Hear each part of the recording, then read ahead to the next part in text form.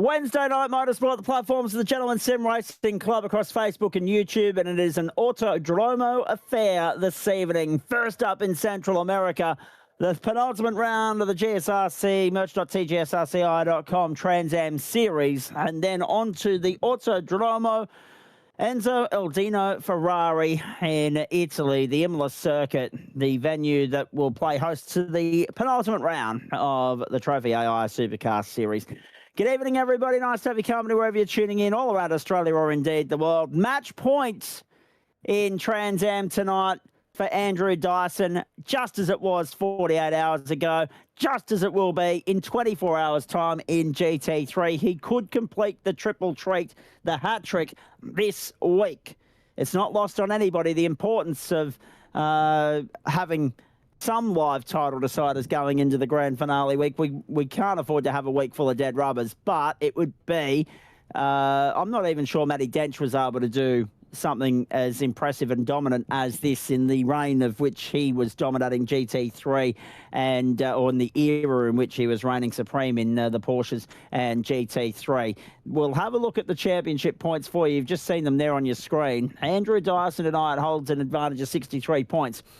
The equation is simple. If he wins, he's got the title, because next week it's only a regular points race in TransAm. There's no bonus points attached to it. There's no sprint round points. There's no enduros. There's no extra additional add-ons. So if he wins tonight, he's got the title, because he's got 20 points to fall back on if next week goes pear-shaped. He leads by 63 over Darren Lobb. Angus Cook, 254. Christopher Hen, 247. And Dylan Walker, 239 points. Funslow, Lavis, Brookfield, Ray Harner and Baldwin make up the top 10. The circuit and the track and weather information for you. There's the circuit. Dry conditions, 26 degrees. The track temp, 21 the ambient, 19 km/h winds in a east to southeasterly direction, 2:30 in the afternoon, October 11, 2025. Mexico, one of those unfortunate parts of the world that just hasn't got around the concept of daylight saving, but we're starting the race at a time of the day in which that won't be an issue anyway. And 74% humidity, high altitude on this circuit, cloudy conditions as well. Grid for tonight as they move off behind the pace car. We've already got a little bit of movement here. David Baz missing from the grid. A field of 19 lining up. Andrew Dyson, Dylan Walker front row. Chris Hen and Brenton Morris second row. Adam Funslow, Guy Leach third row. Brett Barker, Richard Brookfield fourth row. Peter Vandenberg and Adam Lavis fifth row. Sixth row is where you're going to find Moz Moroz and Wayne Losh. Seventh row, Darren Lobb, Joe Baldwin. Eighth row, Brett Bradbury, Sam Lehman. Ninth row, Dane Snadden, Jason Douglas, and Martin Lipsky to round out this field. So already, the odds are stacked against Darren Lobb. He's going to have to work his way through from 13th on this grid in order to be victorious tonight. Tough assignment in order to keep the championship alive. Match point, Andrew Dyson. Second match point of the week. Let's see if he can convert it as easily as he did the first one. Let's go racing in Mexico. It's a clean start down the main straight. Not sure if the slipstream's going to play ball the same way here as it would in a Formula V or a Formula One. I'm reliably informed it probably won't for these cars. And already you're seeing evidence of that on the run down to turn one. There'll need to be some big sends down here under brakes in order to make some overtaking manoeuvres stick. It's a clean getaway. We're safely through the first sequence of corners. Interesting to note, as I say, good evening to Matt Schmidt. And we'll address the elephant in the room in just a moment, ladies and gentlemen. This is the NASCAR configuration of the circuit, minus the Formula One stadium section. So, obviously, you missed the arena section at the side of the circuit there. Normally, there's an extra 3 corners added on to where they've taken that right-hander to head then into the sweeping S-bends. And the stadium section in which the Formula One podium presentation is held in, they bypassed that as well. Now, I don't think they bypassed that in the NASCAR race here a couple of months back. But there they go, straight by it. Once upon a time, that stadium section didn't even exist, ladies and gentlemen. It's been introduced over the course of time in things like Formula E and Formula One. Once upon a time, I do fondly remember watching Champ Car and even old school Formula One races where they just took that final corner full tilt. So to hark back to some vintage era motorsport this evening, with the TransAms 1 lap in to a 45-minute race. And that's the commonality tonight. No sprint racing. It's just a single race affair for both the TransAms and the Supercars. 45 minutes here, 40 minutes at Imola for the Supercars. Brenton Morris and Adam Funslow, Guy Leach, 3, 4, 5 and 6. Trailing Dylan Walker and Andrew Dyson, the leader in the early stages, 1:26.201. Walker and Hen side by side, and Hen goes through. Brenton Morris to 4th, Funslow, Leach, Brookfield, Barker, Adam Lavis and Moz Moroz make up the top 10. 7 different configurations on this circuit, ladies and gentlemen. It's, I think, the 3rd time in which we've seen GSRC competition running around there in this campaign. It is one of the newest circuits on the server alongside the Ben Motorsport Park in South Australia, which is exactly where we head to say good evening to Matt Schmidt this evening. Good evening to you, mate. Here we go again. We're on the cusp of witnessing yet another piece of Turn 4 history. Good evening, Zach. Yep, we certainly are. Dyson's on the cusp of picking up a 2nd championship in, well, I was going to say as many weeks, but not even as many weeks. No, as many days, really. Yep. 2 in 48 hours. Quite an achievement if he can pull it off tonight. Now, let's address the elephant in the room, right? I'm here with him tonight, and he's in with me tomorrow night. He's deputising for Daniel Correa's tomorrow night. I'm in the booth for Dan Yeaman for the 3rd time in 5 weeks tonight. So your Wednesday night soundtrack and your Thursday night motorsport soundtrack, ladies and gentlemen, are going to sound exactly the bloody same, with apologies in advance for that. To not just the listening audience who are going to hear far too much of me for the sake of it this week. 4 nights of coverage and 4 nights in which I'm anchoring the play-by-play. But they've also spare a thought for Matt Schmidtke's eardrums as well, because he's stuck with me for the next 2 nights too. Have you got an amplifier nearby in your neck of the woods? You might need one. Oh, I'm sure I could figure something out. Slow down coming the way of Douglas, and it's been served. 1:25.808 for Chris Penn, the fastest lap of the race thus far. I must stress as well, folks, if I drop out at any stage here, there is another thunderstorm warning for southeast Queensland doing the rounds at the moment. We had a belter last night. We had a belter in the afternoon hours on Monday. Hang on, what? I love the Pauline Hanson car. Can we have a look at what the hell he's talking about there? Oh, yes. Who was it? I can't remember. We'll have to keep going through the field. There's the Kyle Busch car.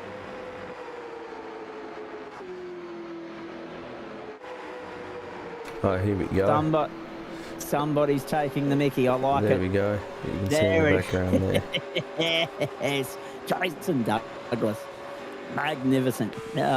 We've seen some interesting liveries over the course of time, but that might be up there with one of the more interesting so far. And, I mean, we've been here 5.5 years now, which is hard to believe, I know. That is funny. That is very funny. Please explain.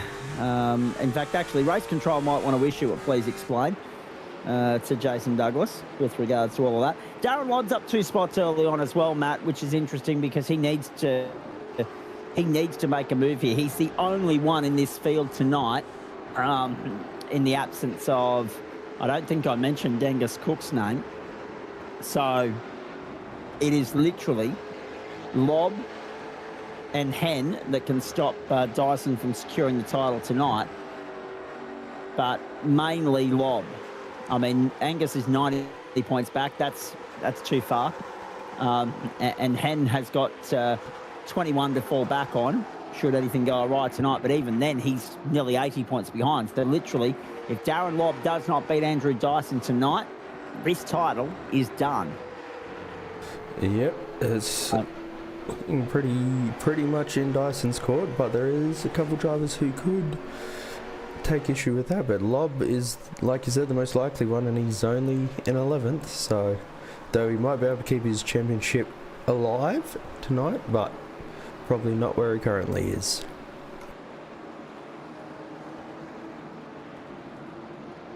Well, I do feel a little bit sorry for Dan Yeaman, actually, getting caught up in real-world work commitments. Here I am. I'm going to come in and have the crowning glory moment, I think.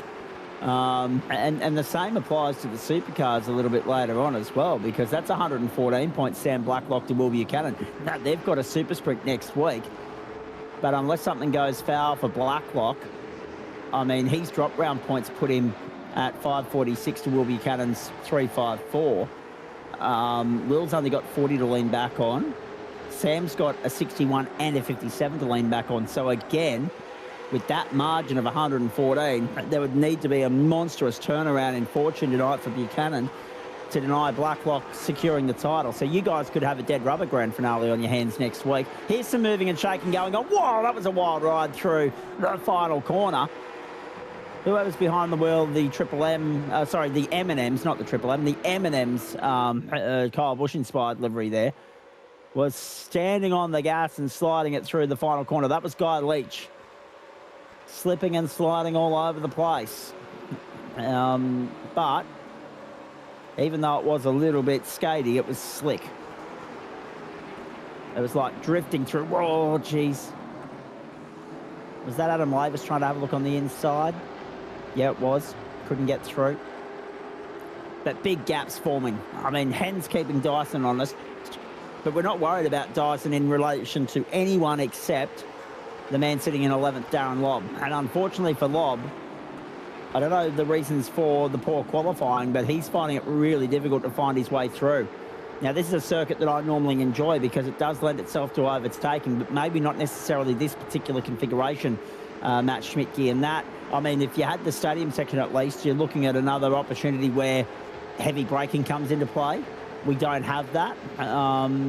So, yeah, these guys are going to have to work really hard for their real estate tonight, for the opportunity of moving up through the field. And for Darren Lobb to lose the title this way, geez, he's been gallant. He led early on, and then obviously Daiso's just gone on that enormous run the last few weeks and has climbed up over the top. So for the title to be lost this way is a little bit disheartening, but hopefully Lobby will bounce back better for it next year and go one better and try and take Andrew Dyson to task a little bit more so than what he's been able to do in the back half of 2025's fourth and final term. And by gee, it's hard to believe that this is the penultimate week of the season. We need to remind everybody as well that we do have an earlier start for grand final night number 1 next week. And the reason for that is because our Toyota 86s are embarking on a 45-minute enduro around Mount Panorama, as opposed to the usual two-sprint format that has served them so well through the first 9 rounds of the season. Lobb's still there, side by side. No, Lavis, very nicely done. Gets through on Brenton Morris. Lobb at the same time has got by Moz Moroz. And oh no, off goes Wayne Losh. Off goes Wayne Losh. He's got company there as well in the form of Jason Douglas. And David Baz remains the only non-starter in this race. Race leader is Dyson by 0.3 of a second to Hen. Oh, that's, yeah, okay. Looks as though Douglas has got a little bit unstable once he's got the move done and has checked the car behind up of Wayne Losh. Am I reading that right, Matt? Yeah, Douglas did seem quite slow there compared to Losh, so 100% sure what happened, but that does look like he had to check up for some reason, and that's just caught Losh out and he's given him a bit of a bump from behind. I was in the middle of reminding everybody that we're starting 15 minutes earlier next Monday night. So we normally start 7:40 on a Monday night. Next week, 7:25 Eastern Daylight Time. I'm not even going to bother with dinner next week. It'll be that early up in this part of the world. It'll be a late supper for yours truly by the time we get off air. These guys are running unaffected. These guys will start at the usual time of 7:40 on Wednesday night, and the reason for that is because we don't have a change in format for our TransAm boys. They're still running 45 minutes, and then the supercars will therefore still start at 9 p.m. Eastern Daylight Time. Thursday night next week, yes, an earlier start because of GT4 being an hour instead of the usual 40 minutes, and then the Porsches being super sprint. So your main course offering runs longer next week, still starting at the usual time, but the entrees on Monday and Thursday night are starting earlier because they're running longer as well. So a lot to look forward to in grand final week. But first we must get through what's left of the penultimate week. And Andrew Dyson's lead is 0.4 of a second over Dylan Walker, who'd love, over Chris Hen, I should say, who would love nothing more than to upset the apple cart here and steal the spotlight, the limelight away from Andrew Dyson. Again, Dyson, he can finish second, third, fourth, fifth, sixth, seventh or eighth at the moment, and the job is done. He's just got to beat Darren Lobb. That's all he's got to do. But he'd love to obviously put the icing on the cake and seal it with a race win, Matt Schmidtke, and that's the run he's been on this season. That's the way he's been operating. He's been consistent, but more times than not, he's been on the podium as well. Yeah, he certainly has. Consistency is key to be up the top, and he's done that very well.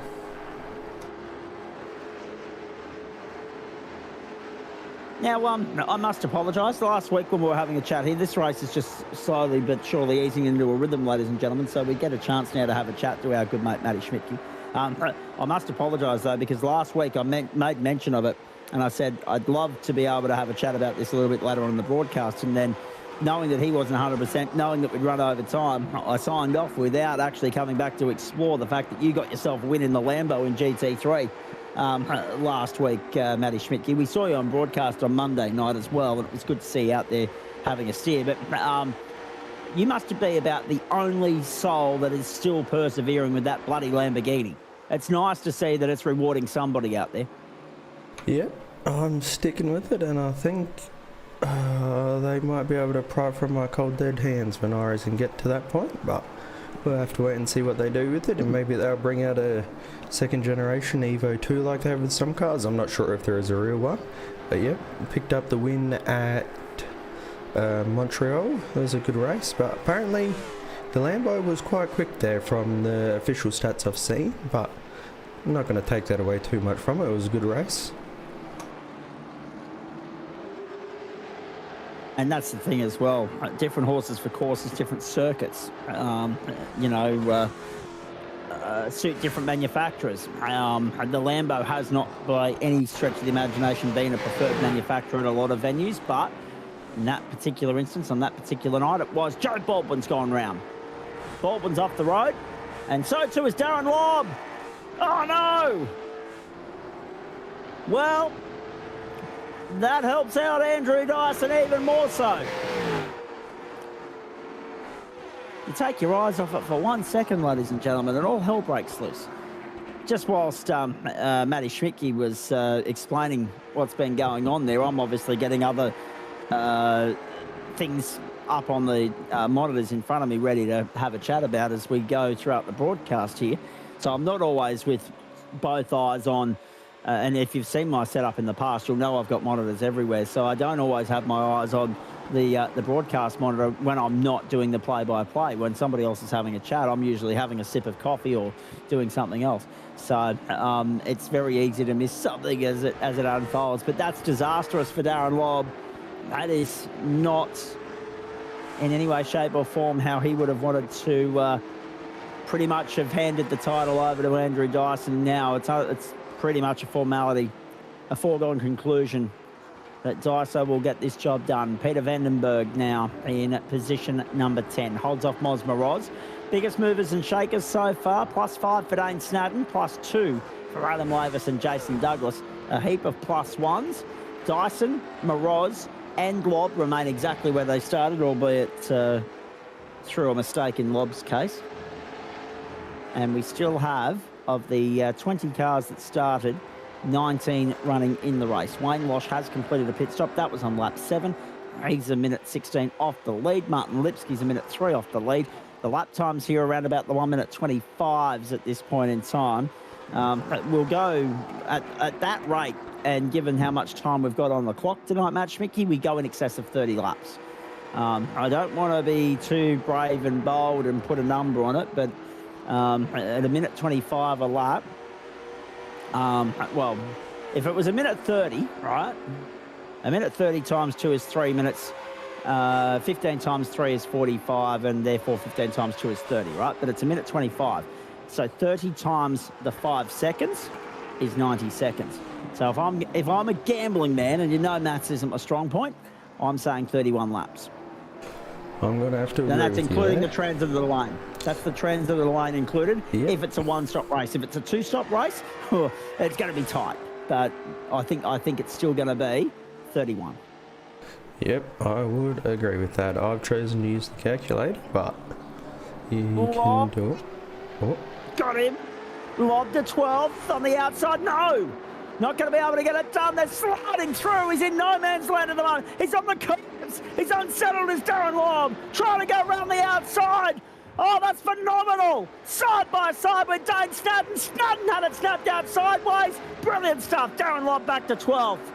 Guy Leach to pit lane now as well. That strikes me as early, considering that it's only 17.5 minutes in. I get the feeling that we could have 2 transits of the lane coming up here. And just for the benefit of everybody at home, can we get a look, Matt, if you don't mind? Oh, yeah, there's the pit entry there. Right, there we go. Gotcha. Pit lane, because obviously with the rejoin onto the old circuit, it actually happens halfway around what used to be that sweeping right-hander to come back onto the main straight. So the pit entry actually isn't changed significantly. So you need to actually be careful to make sure that you've got down on below the white line. You don't want to be crossing over and I think there's 1 or 2 people that are going to about to find this out the hard way here. Oh, yeah. Can we just have a look at the replay of the entry to pit lane for Peter Vandenberg and Dane Snadden? Because I think they're our first 2 culprits of the night. And I want to do this from on board if I can. Here's Vandenberg. Now watch this, ladies and gentlemen. You want to be below the white line. Oh, that would be why. He's made it incorrectly and then overshot. Yep, but I think Snadden was the one that went in incorrectly. I think Snadden, to be fair, was the one that went through incorrectly, and he's already parked up and retired as a result of that. So obviously Vandenberg's overshot, but then Snadden, I think, has gone down after that white line. Riding on board, 3, 2, 1. That's it. That's it right there. Actually, it's not that. It wasn't even that lap. Well, it's registered as a pit entry. Yeah, that's why yeah. I've clicked on it. Yeah, copy. So Wayne Losh has been in and gone back out again in 1 minute 1 and 0.9. 52.8 for Vandenberg. And then this for Snadden. Well, he's just parked up and said, I've had enough. Yeah. And it's minuscule. That's all it is. It's as minuscule as that. He missed the turn-in point by mere inches. And they've slugged him. So Snadden's parked up. Losh is parked up. We've had 2 retirements, and it's all come within the entry to pit lane. Vandenberg's back out there, just ahead of Martin Lipsky. But 3 pit lane penalties have already been issued in this race. Although was Wayne Losh's a pit lane infringement? Because I didn't actually see that one. I'm curious. It does say that he came in on lap 12. It may well be. It says he's jumped to pits, so I think he's jumped to pits. Okay. Parked it for some reason. So if there's a crash there that we may need to have a look at, I'll see if you can't dig up that particular footage for us just to verify it. Let's have a look. Was Wayne Losh coming down towards... Oh, he's got it wrong, going into the right-hander that brings you back around into the sweeping S's. That's the first incident. And then he'll have no grip through here because he'll have grass on the tyres. He's managed to get through there okay for the moment. No, that's where it comes undone. He's just cut the corner. So let's just have a look here and see what the pit lane entry looks like for Wayne Losh, because it looks as though he's actually going to get round to pit lane. And then maybe... Oh, no, there it is. He scraped the wall on the entry to the final corner. Yeah. Halfway through. And then he too. Oh, yeah, that'll do it every day of the week. That's the unsafest pit entry of the lot. And then he's decided to quit. Oh, no. when it rains, it pours. It happens in threes, ladies and gentlemen. We've had 3 retirements based on pit lane entry infringements. It looks as though Losh was happy to get out of it, though, by the way. So the battle for second is non-existent now because Chris Hen's now 1.8 seconds behind Andrew Dyson. In amongst all of that, I apologise, folks, we've actually missed all the other pit stops. But it brings with it a different point of discussion now. All the other teams and drivers have transited the lane on lap 13. If you didn't transit 12, you transited 13. Andrew Dyson has come out ahead of Chris Hen to the tune of 1.8 seconds. Walker is 2.2 behind Hen. Funslow is under pressure from Guy Leach and Brett Barker. They're the three-way fight for fourth that you can see on your screen there at the top. Richard Brookfield is 7th. He's got Adam Lavis for company. You can see both those battles playing out on your screen at the moment, 7th and 8th. Behind that, Roz Moroz will be under pressure from Darren Lobb. And Brenton Morris is all over Jason Douglas like a cheap suit right now. But it's interesting because Morris, Vandenberg, and Snadden were all brought undone by that pit lane entry. Lipsky's been in twice, actually. It's saying on my sheet here. I think one of those was definitely unscheduled due to an earlier incident. And now here's Brenton Morris having a look at Jason Douglas down the main straight. So with that, Schmidtke, I think we can confirm that it's going to be a 2-stop race for all and sundry. But the pit lane is short, and the stop time is short. So that may work in our favour to still get to 31 laps. And if that's the case, and again, not saying maths is my strong point, but I just want to put it out there that we think it's going to be 30 to 31 laps. And if it's going to be 31, it needs to be 1:25.603 for Dylan Walker, right on cue there too, by the way. If it's going to be 31 and you've done 13 in that opening stint, your critical lap number is the end of lap 18 because you've got 13 to go. If your critical number was lap 12 on the first stint and you can't guarantee that you can get 13 in the second stint, your critical lap number is the end of lap 19, the start of lap 20.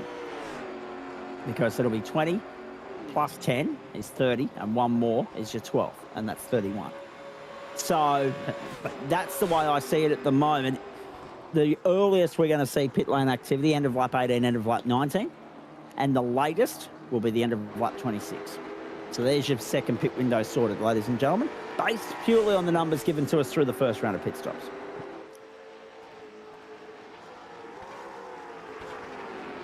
How are we going? Schmidtke, are we all right so far? Yeah, we're getting it done.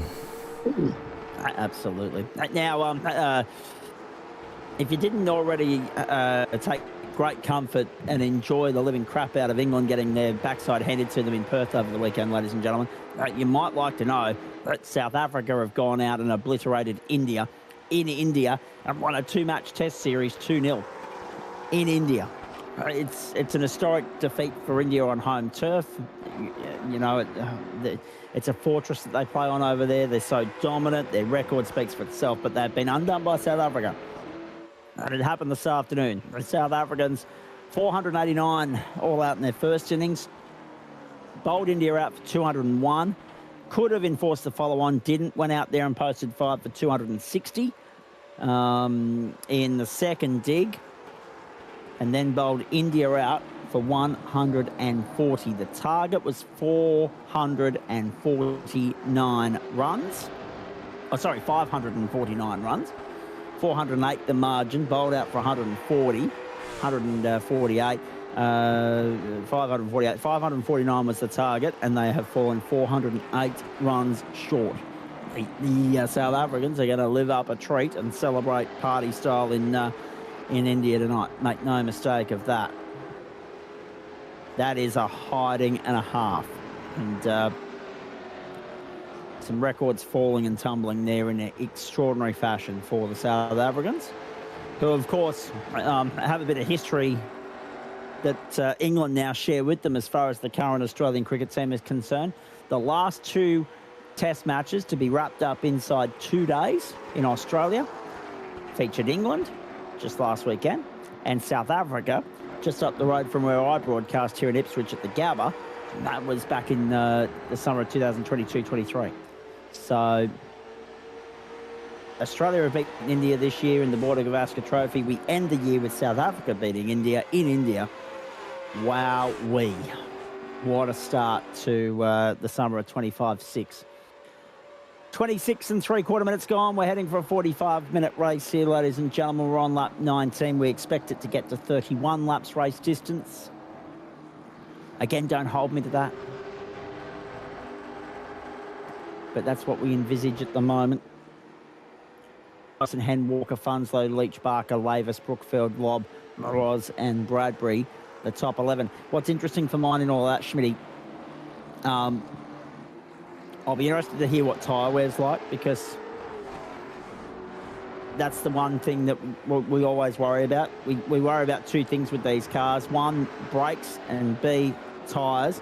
Fuel, everyone's in the same boat there, but in some categories, you can do fuel and tyre changes simultaneously. Not sure if that's the case in the TransAm, and therefore, given the invoice attached to taking on tyres in addition to fuel, it's probably doing yourself a mischief if you go down that path. So it's probably just a safer, easier bet to go through on the one set of tyres. It'll be interesting to see if everybody's doing that, or whether there are going to be some tyre changes along the way here. And that would be interesting to compare with regards to lap times towards the back end of the race as well. Speaking of which, Darren Lobb has punched out the fastest lap of the race, 125.302. We've got Richard Brookfield back onto pit road. We've got Brenton Morris has got by Jason Douglas, who's still got Peter Vandenberg behind him. Vandenberg, Dane Snowden and Brenton Morris all with those stop and hold penalties through the first round of pit stops.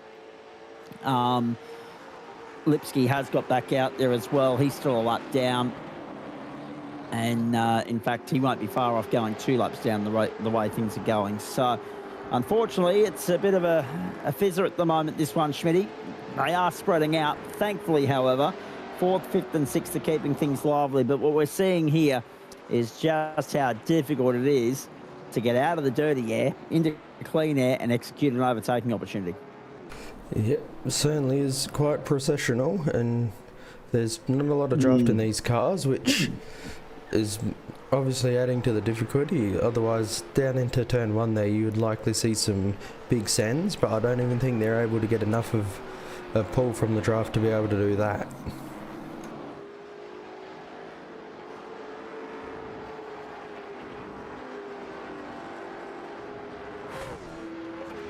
Only 0.4 of a second now between Dylan Walker and Chris Hen, actually. I didn't pick that up. Chris Hen has been passed by Dylan Walker.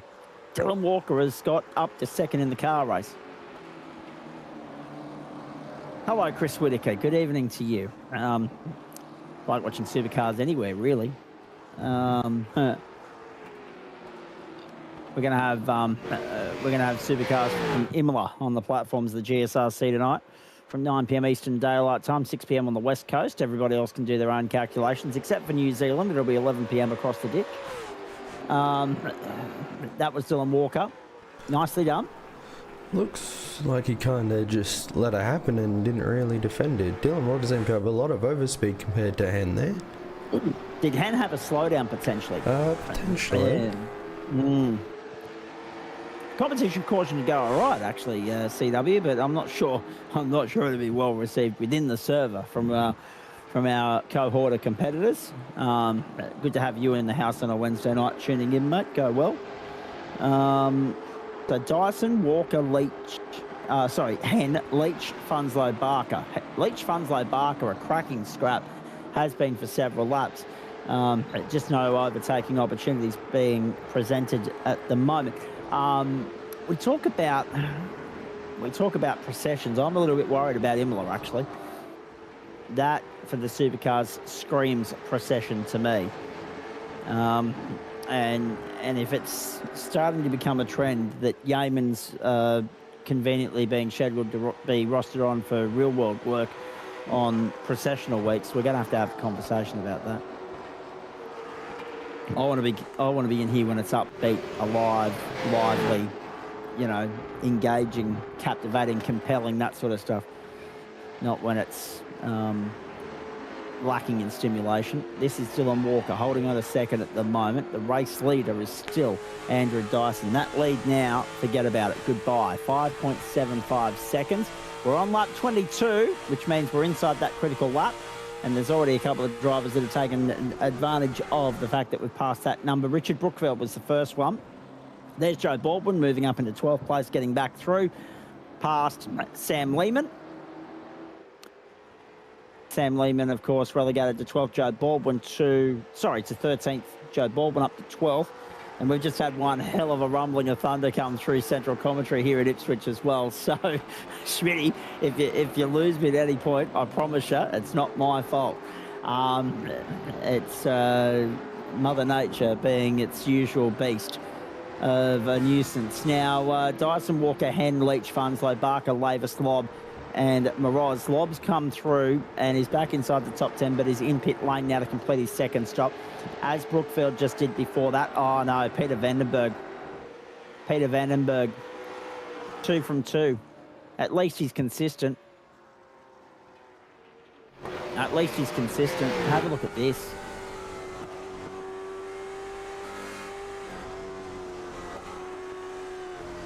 There it is, every day of the week.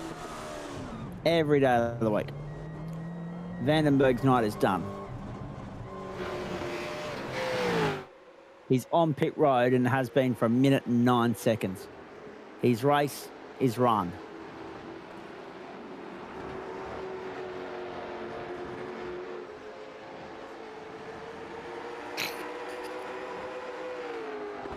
Oh dear.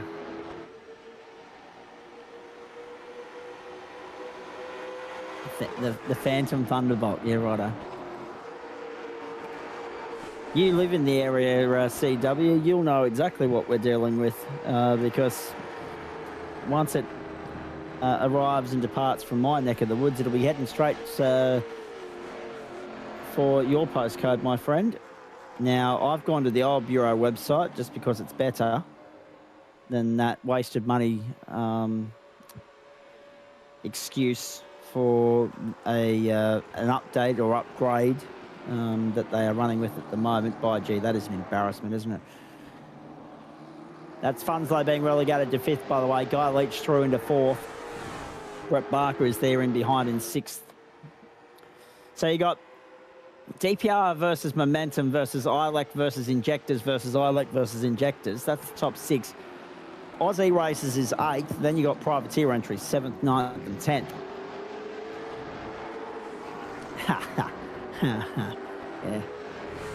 Yeah. Take your fishing rod and reel and shove it sideways, CW. That's all I'm going to say to that.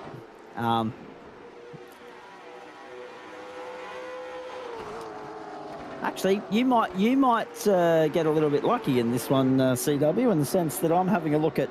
I appreciate the commitment as well, the dedication to the craft. That wide went Walker. Dyson to pit lane. Walker was wide. This might invite Chris Hen into the mix here.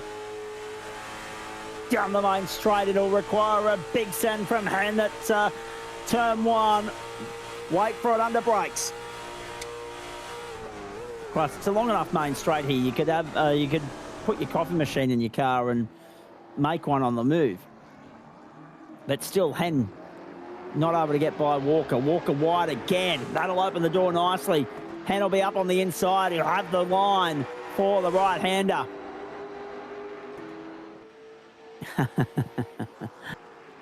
Down the inside. Around the outside now, Walker, but Hen's got the line and got it covered off. I'll tell you what, that 1,000 over the weekend, absolutely spectacular. I mentioned it on Monday night, I'll say it again. Well done to all of our crew that represented the GSRC with flying colours through Friday night's GT Pro Invitational and Sunday's 1,000.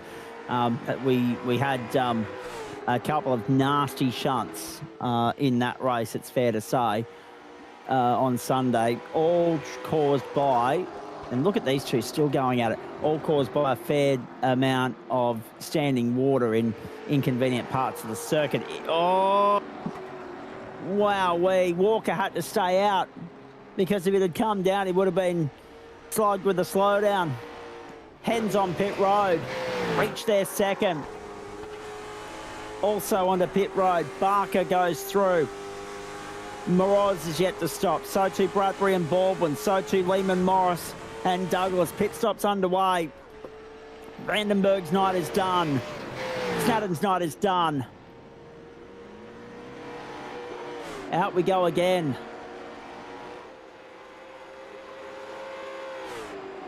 So Hen got away with it and was flirting with that line of adhesion with regards to entering the pit lane. Walker's got to slow down to serve. Dyson's come back out in third. The margin to first is 22.4. Again, don't hold me to it, folks, but we're on lap 26 now.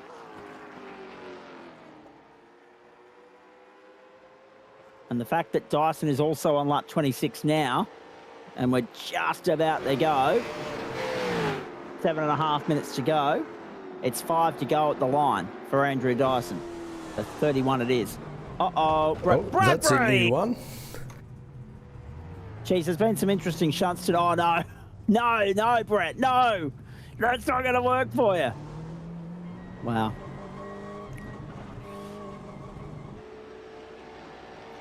Wowee. Good on you, Jay.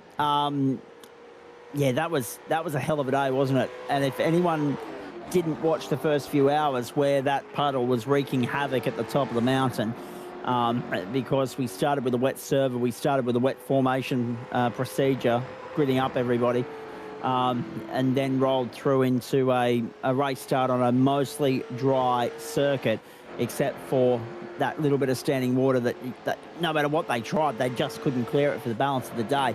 And it tripped them up from everywhere, from lap one right through. There were some big shunts, and we're probably lucky to get away with this little carnage is what we saw, quite frankly. But yeah, what a day it was. And congratulations to the Lobs Esports stable on their success there. But our friends over at SimSpeed, of course, covered it. Make sure you go and check out the replay. It'll be there forever and a day, and planning and preparation and countdowns already underway for the 2026 edition, and looking forward to being involved in the commentary of that once again. Scott Rankin did a nice job. Sam Mann on an ailing throat. He was running on 7 cylinders at the start of the day. I think he was down to 5 by the end of it. He was not loving life. He was so disappointed too to not make it to the checkered flag. He was beside himself with disbelief with regards to that, but he did a marvellous job in the Logitech hub, as he always does. Here's Dyson back to the lead. The order is corrected. Mosmoroz yet to cleanse the field. He got 14 laps out of that stint. Dyso's 4 from home. Overtime will be about 20 seconds tonight. Moroz comes into pit lane. Hen, Walker. Right, so Hen has got by Walker through that. No, I won't do that. Can we live call Scott? No, we won't. We'll let him. We'll let him just enjoy a night to himself and have some peace and quiet. And I'm only here. By the way, I'm only here because Dan Yeaman can't be tonight. So I was actually the only reason I was disappointed about having to fill in for Sandman last week. So to give everybody context, the Sandman's voice box sounded like Darren Lockyer after a rough night on Monday, Tuesday, and he took Wednesday night off to play it safe to try and get it ready for Sunday, but it still wasn't back to full strength. And then as a result of that, hello, this is what third prize looks like. I wasn't supposed to be in the booth last Wednesday night. I was supposed to be sitting down with the Cold Canadian Club in hand watching the season finale of Home and Away. I had to watch it after the fact because I was filling in for Sam there. But don't get me wrong, I enjoyed it. And once I got through the technical issues that I had at my end last week and sorted them out, I enjoyed it even more. We'll definitely have a chat to Scott Rankin, though, at a later point in time, because he does sometimes pop up in here and have a race with us on the platforms of the GSRC, as you probably know, Jay. So thank you, mate. Dyson, Hand, Walker, Funslow, Barker, then Leach. Nice recovery from Darren Lobb, up 5 spots to 8th, but it's a case of what might have been there, Matt Schmidtke. This championship is wrapped up tonight. Yep, it certainly is.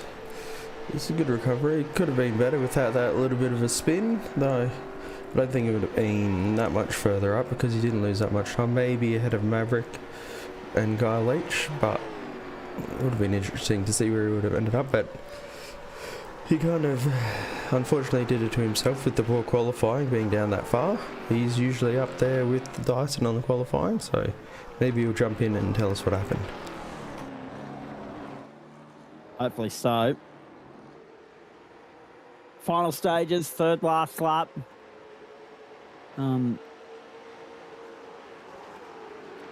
But yeah, that's there's two reasons, ladies and gentlemen. Well, aside from the fact that I also, with Scott, call the GT Pro Invitational, there's two reasons why they draft me in to do the 1,000 with the boys as well. One, just in case we have a tech issue or a commentator, be it Scott or Sam, because it's a long 7 hours for just the two of them. If they're a little bit underdone or something happens on the day or illness or whatever else, they've always got a backup plan in place. But it's also to allow us to have a break throughout the course of the day.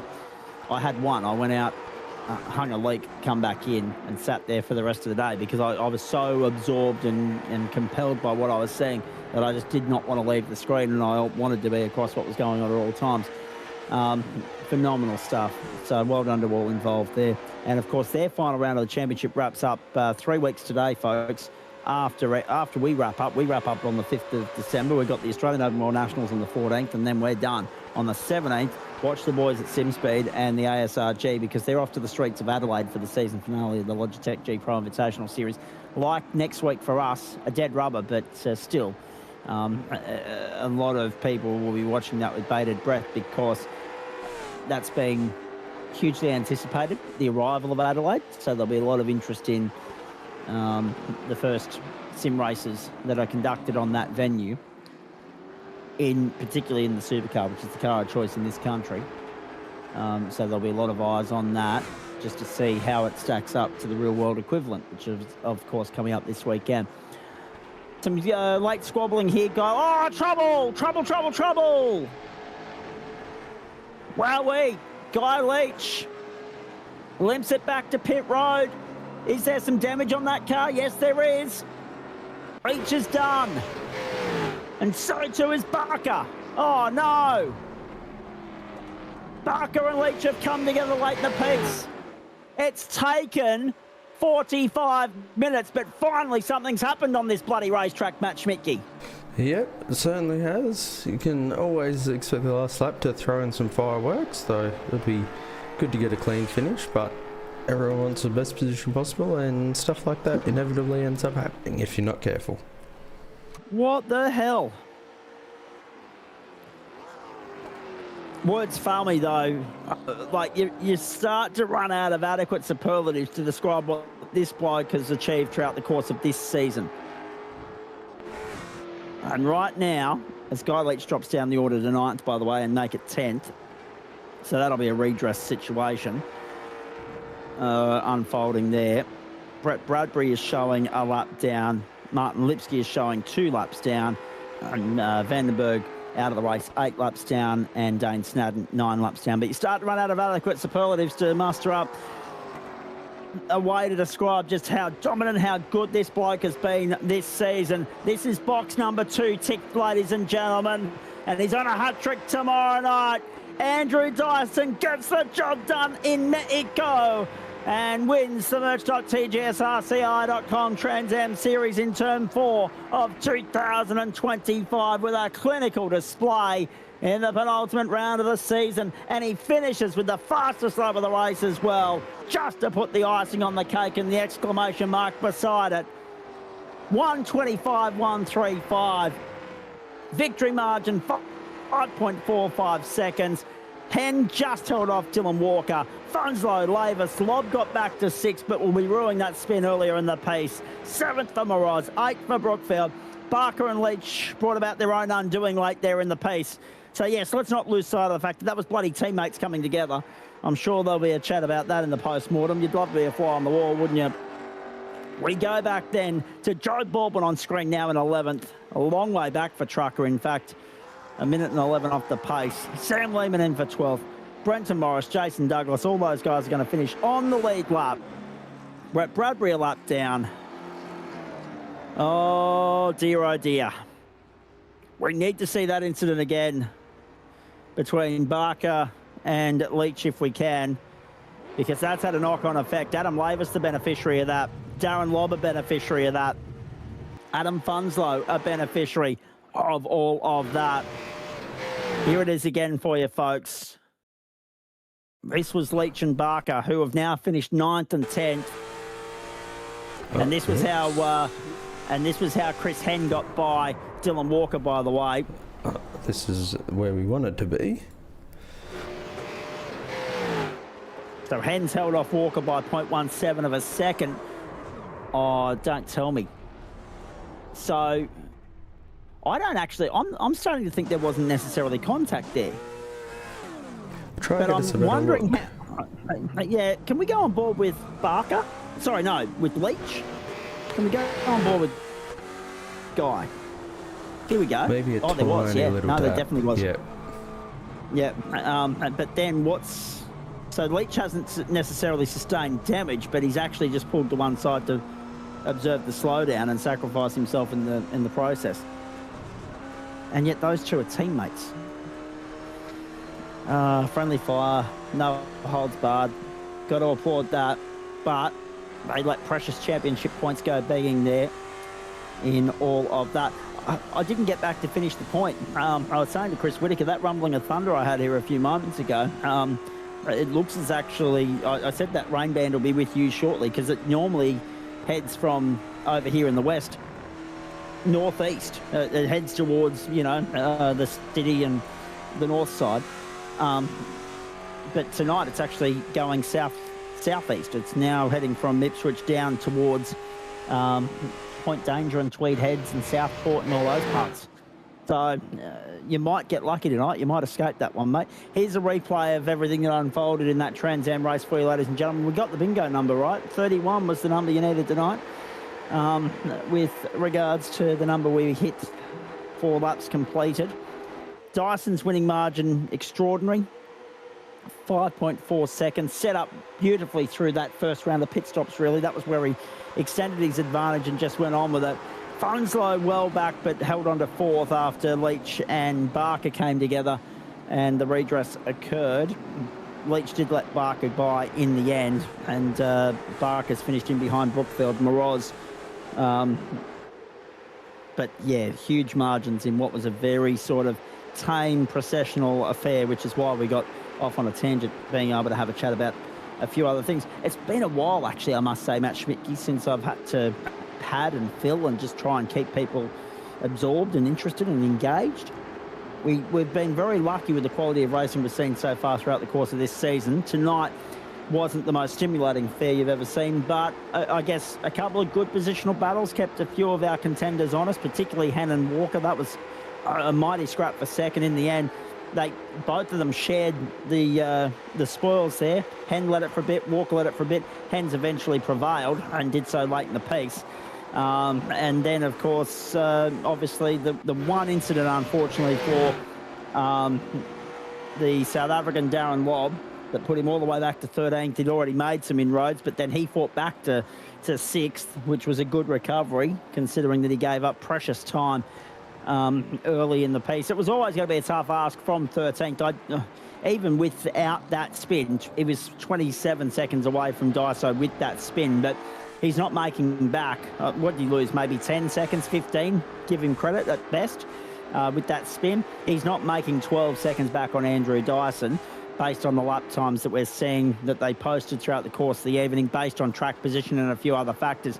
It was always set up from the moment qualifying completed for Andrew Dyson to get the job done tonight. Yeah, it certainly was. Dyson had it all to lose, and he did not make a mistake and come home with the win, which is exactly what he needed to do.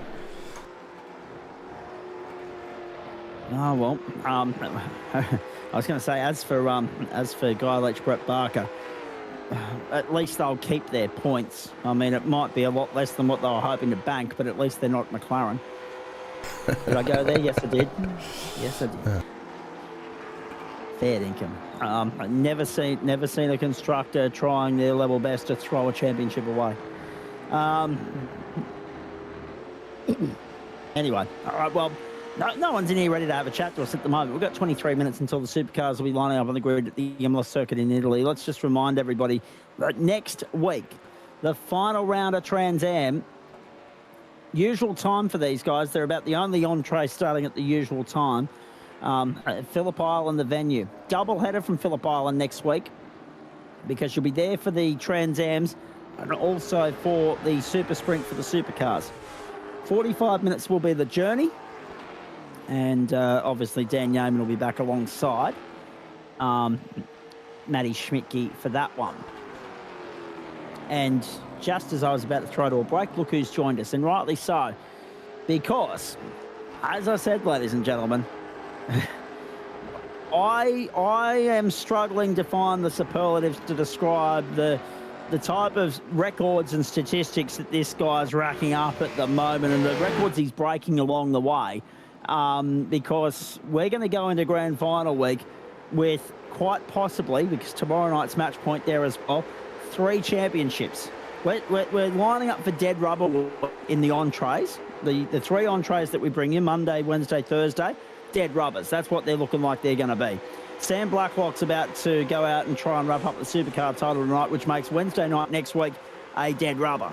There are, like, I know there's a lot of... can I say it? No, I can't. It's only 5:30 on the West Coast, but there's a lot of BS at the moment.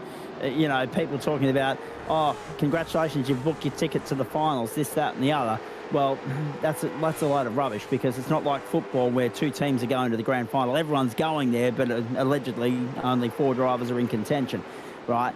But in this particular instance, the championship will be decided. It will be the minor positional battles that will be sorted out next week.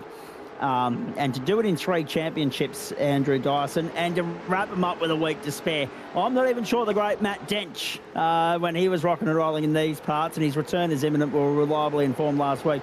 I'm not even sure he was able to wrap up 3 in the same season with a week to spare.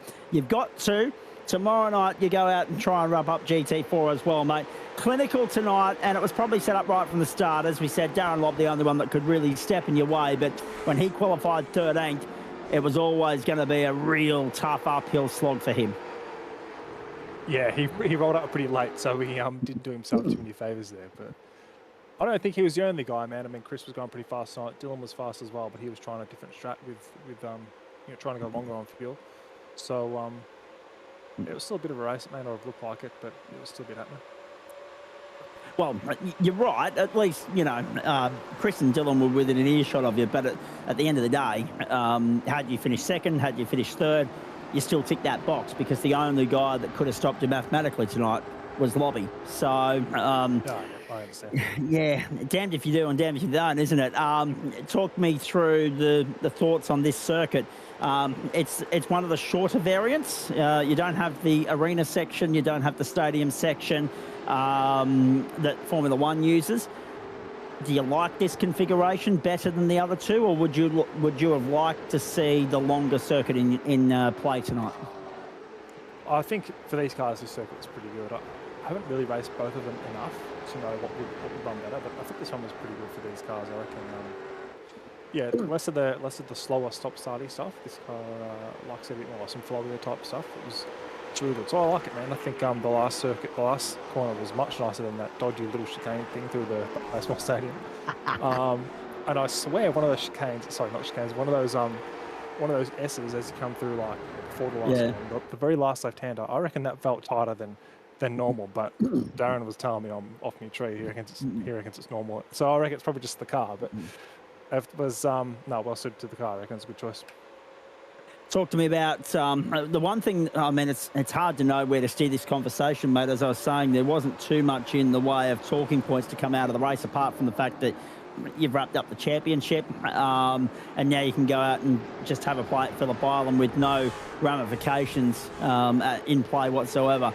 But one thing I was curious about, mate, because we saw a little bit of slipping and sliding around there, and I wasn't sure whether it was because of driver error or maybe overcommitment to particular parts of the racetrack. But we saw a lot of slipping and sliding. So what was the tyre wear like? Oh, the tyre wear was good. Generally, you don't change the tyres anyway. Yeah. These cars, no matter what. So even if the tyres were fried, I wasn't going to change them. But yeah, so truth, I didn't really look at it to see what the tyre wear was. But there was a bit of slipping and sliding going on. There's a few spots of the track where you can just really get stuck into the throttle and the car will rotate a lot. That's not the way to do it. It's obviously not the fast way, especially over a few laps because you just cook the tyres. But you could use it to get yourself out of trouble here and there. And I think I was doing that a bit. Like I said, not the right way, but it was helping. And what a way to put an exclamation mark on the performance, mate, as well. Fastest lap on the last lap. Peter Brock-esque, really. Oh, man, I was trying for the last few laps. I saw Darren had a really fast one. And I'm like, man, I just need to get this first chicane right. Or like the first corner, then the next chicane after that. It was so hard to get just right because you had to cut it quite a bit. And it was really easy to either get an off track or a slow down. So I was pretty, I was probably being a little too tentative with how much I was cutting it. So the last lap, I sort of tried to send it as much as I could. And yeah, from there, I had to get the rest of the lap good enough. And it was pretty good. Dylan did a really fast lap in the last lap as well, I noticed. So he was right there.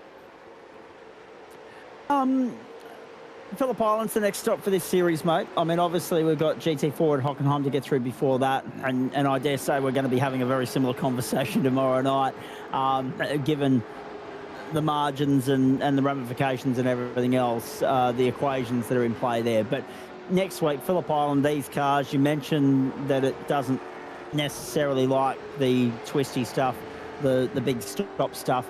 I can only imagine that Honda and MG are going to be the challenging points of the Phillip Island circuit because it meets all the other boxes with regards to being open, fast and flowing, with the exception of those two corners. How do you feel about 45 minutes around there to round out the campaign? Man, as long as you can reduce the wheel hop as much as you can to those really short, slow corners, you'll be pretty good. Should be all right. The rest of the track's pretty straightforward. Obviously, you got to hit marks, same as everywhere. I mean, the fastest way around the track is as wide as one car, so you still got to hit all your marks and all that. But yeah, just reducing the wheel hop as much as you can down the hill into MG and on that long straight braking zone into Honda, or as it's called, what do they call it now? Bloody Miller corner or something. Miller corner, yeah. It's always Honda. I'll always call it exactly. That. I agree with you, and I've already made my reasons for why, very well known, quite frankly. I mean, I get naming parts of the racetrack after Gardner, Stoner and Doohan, all world champions. Has Miller ticked that box? No. Sorry, no disrespect, but really I thought that was just a little bit of everybody gets a prize on the Australian Grand Prix Corporation's part. Yeah, I kind of think the same thing. I think there's other guys like Anthony West as well you could throw in there and why not give him a corner name as well. I mean, Troy Bayliss, Troy Corsa, Troy Corsa, legends, yep, all those guys, man. Like, why not give them a corner somewhere if we're giving it to anyone? But yeah, no. Anyway, yeah, I think next week's track should be pretty good. I'm looking forward to it. I think there's a good couple of passing opportunities with those slow corners as well. Anyway, so it should be good. Indeed. How much time and effort have you put into Hockenheim for the GT4 so far, or does that begin now? No, that's on the night. So I'll jump in the session and I'll suss it out as we get around there. Done a lot of laps in Hockenheim and a lot of different cars, so I at least remember which way the corners go. So that's a good start. But working out exactly how to drive the GT4 is part of the challenge of the night, and I prefer to do it that way. It's a bit more fun. Usually I find if I roll up and I back it up a lot and I don't try and attack the corners as much, you can sneak up on it a bit like the GT86 or GR86 I should say. Yep. You can sort of approach it the same way and you can work it out reasonably quickly. You'll probably always leave a little bit on the table by not having proper preparation, but I enjoy it that way. Last time I caught up with you, last time we caught up and we were talking about championships and the potential for you to rack up 3 triumphs this term. I asked you about where you're going to store the new silverware that's coming your way. So have you been able to successfully put a shelf in in the office, in the man cave, anywhere to accommodate what's about to head your way? I've got a nice little case, like a bookshelf with a whole bunch of stuff, so I'll probably just lean them up against some books or something. But they're a lot bigger than I thought they were, I can tell you. So, but they're cool. Like I like them. I always imagined they'd be like a little plaque you can sort of fit, like they'd be a 40mm big or something. You can put them on your rig and they'll fit just between the slots in the extrusion if you've got an extruded aluminum rig. Yep. But they're a little bit bigger than that, so it's a bit of a surprise. But they're pretty nice still. They are indeed. Anyone you want to thank, mate? I mean, that's 2 boxes ticked, 1 still to go, and a big chance to do that tomorrow night as well. Geez, man, I think it's the same as always. Like, I just say thanks to everyone who jumps in for the races. Everyone for having a good race here and there, and all the boys in DPR who jump in for a chat, and with Yahoo and all the rest of that stuff that's always going on somewhere in the background. A bit quiet tonight, but they're around somewhere. And yeah, all of you guys for putting on the league, all the races and the broadcast and all that. You're right. It is a bit quiet tonight, not just in your parlance and in your Discord, but anywhere. I mean, there were only 19 on the grid at the start of that race tonight, and I think we only finished with 17 or 16 because Brett Bradbury was a late retirement as well. So it was a bit quiet out there, but quiet is good on some occasions, especially when you're trying to tick boxes and get the job done. And no one stepped in your way of doing that, mate. Can I ask you, actually, I'm going to ask you one more question before I let you go, just because that'll give us still enough time to shoot to a break and pay some bills and come back. 3 different fields, very different competitor cohorts in the 3 classes at the moment. Obviously, the level of competition is still high, particularly in GT4 and the Toyotas. So I guess there's not as much depth to the TransAm field. That's been known for a little while. But do you have a favourite field in terms of particular competitors that you enjoy going wheel to wheel with? And conversely, is there one that you kind of don't look forward to as much because of that same reason? Oh man, there's probably plenty of people you can't be as you got to be a little careful around. But for the most part, I think most folks are really good to race with. I really enjoy racing with guys like, we haven't seen much of him lately, but John Merritt was really good to race with. He's he gets the elbows out a little bit, but he's pretty fair. Same thing with someone like Mitch McLeod, same sort of deal. And there's plenty of other guys too. I think Sam Chapman is pretty good with that sort of stuff. You know, he can be very aggressive on defence at times, but he's very fair as well. He'll leave you room and stuff like that, which I can appreciate and try to reciprocate as much as I can. Obviously, things go wrong sometimes. We've had a couple of weird ones actually, but for the most part, it's usually pretty good. So I enjoy racing with those type of guys. And we enjoy watching you out there. In fact, it's quite appropriate that you mentioned John Merritt, because that's how the season started. Of course, you and him going toe-to-toe in the Toyotas. So hopefully we'll see Hot Lap make a cameo appearance in Grand Final week. Go get ready for GT4, mate. We'll chat to you same time, same place tomorrow night. Thanks for that. Thank you, boys. We'll see if I can have a good race tomorrow yet first. But yeah, we'll catch you then. See if you can tick the third and final box required and score the hat-trick. I mean, either way, Matt Schmidtke, it's hard to see him losing it from here, even if he's got to wait until next week to tick that third box. But the odds are firmly in his favour that he gets the job done tomorrow night. And I mean, it means that I look at next week now and I think, oh, geez, I'm a little bit worried about just how well the gloves are going to come off and just how many scores might be settled out on track next week because the championship's no longer in play. So watch this space when we get to the grand finals next Monday, Wednesday, and particularly Thursday night. I think it's going to be on in earnest.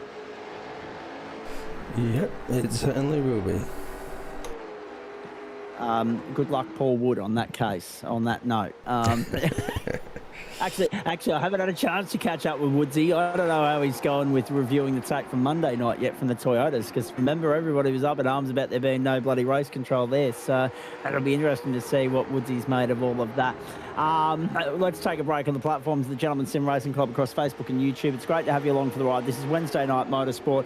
It is live, exclusive and free. It's night 3 of week 9 of term 4. We're on the home stretch. A week and a half to go, ladies and gentlemen. We're back here tomorrow night, Schmitty and I, for GT4 and also for the Porsche Cup. We're back here Friday night, Joe Baldwin and I on that occasion for the Indy NXT Series. We're looking forward to a trip to Barber Motorsports Park in Birmingham, Alabama on that occasion. And then, of course, grand final week comes your way from the special time of 7:25 Eastern Daylight Time on Monday with the 86s in action from Mount Panorama. And I don't care what anybody says, we are expecting a couple to come from out of the woodwork, not just to have a run there because it's Bathurst, because it's the grand final week, but I would say the same for Phillip Island and the TransAms as well, for the very same reason that it's one of those tracks that we all just universally enjoy and love. We're here with thanks to the great people at Disruptive Labs, Waste Options, Pantech Industries, Trophi.AI, Sprite and Cider, merch.tgsrci.com and Flash Graphics. Remember, merch.tgsrci.com, perfect opportunity to get in there, support the club that supports you, ladies and gentlemen. Grab some of the new merch range, top up somebody's Christmas stocking in time for the festive season. Get amongst it, merch.tgsrci.com. And if you want to join in the fun of the fair, be it for grand final week, be it for in readiness for term 1 of 2026, race.tgsrci.com is where you go for all the relevant information of how to get involved and be a part of what we do and how we do it. We're going to a break. Andrew Dyson's got 2 championships wrapped up. Sam Blacklock's on match point next as we go supercar racing from Imola. Stay with us. This is Wednesday Night Motorsport on the platforms of the Gentleman Sim Racing Club.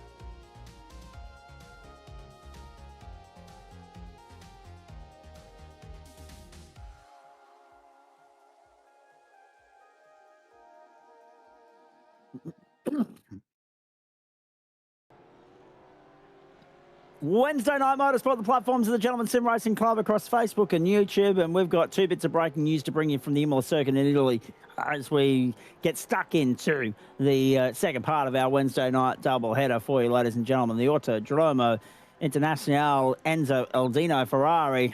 It's raining. It's been wet on the circuit. 153.792 is the benchmark. Nathan Michael has pipped Johnny Banach late in the session. It is drying, but still wet tyres reigning supreme there late in the piece. And it'll be interesting to see whether that rain sticks around for the race or whether it returns or whether we end up with a dry affair. Let's have a look, see here. I'm guessing wet, very wet. Yeah, it looks like we're going to have plenty of water fall between the quali server and the race server, but we're not going to actually have any rain scheduled to fall during the race. So it could be that wet to dry transition that we've already seen on a few occasions throughout the course of this season. Now, the second bit of news, and it took me a while to click, Matt Schmidt, you know, as soon as we realised it, we were like, oh, that's right, that's this weekend, that's where they're at. Orbit Drop Bear are having a men's Christmas club party gathering convention in South Australia this week. I'm not sure why, but as a result of that, Sam Blacklock's not on the grid. We're hoping that he'll be back for the grand finale next week, but what that means is at least we're not going to have a complete bloody dead rubber next Wednesday night, because tonight, when we have a look at the championship points, and we can show them to you now in the Supercar series, you'll see that Sam Blacklock will get the best of his 2 drop rounds back tonight, which is that 61. So he'll take that 61, put him on to 489. But then you go back to second spot, Will Buchanan. Oh, hang on. He's also not on the grid tonight. Hang on. Where the bloody hell is everybody? Buchanan's not on the grid, so put a line through him. He's only going to get 40 back tonight. So that it's still game over tonight. It's still game over tonight. So just by not being here, Sam Blacklock's going to wrap up the championship. Are you kidding me? Okay, forget about that. Don't even worry about the championship points, ladies and gentlemen. It's not existent. It's finito. Rain has fallen. Track is damp. 12:45 local server time, November 22, 2025. Of course, no daylight saving at that time of the year in Italy. 9 km/h winds in a westerly direction. 19 degrees the ambient, 94% humidity, overcast conditions, 18 degrees on track. And that is the circuit, 4.86 kilometres tonight. I'll go back in a moment and have a look, if I can, at the splits, of course, the dev split, and have a look at their point standings and just give you a little bit of an intel into what's going on there. But firstly, let's go and have a look at the... No, we can do that now. Yes, we can. Johnny Banach, 379 plays. Adam Lavis, 356. And Travis Azzopardi, 340. And Dale Sharp, 324. And Greg Heaney, 280. So that championship goes to next week, you would imagine.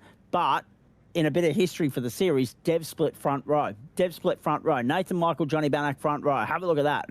Nathan Michael and Johnny Banach are on the front row. That is extraordinary. All dev split lock out of the front row.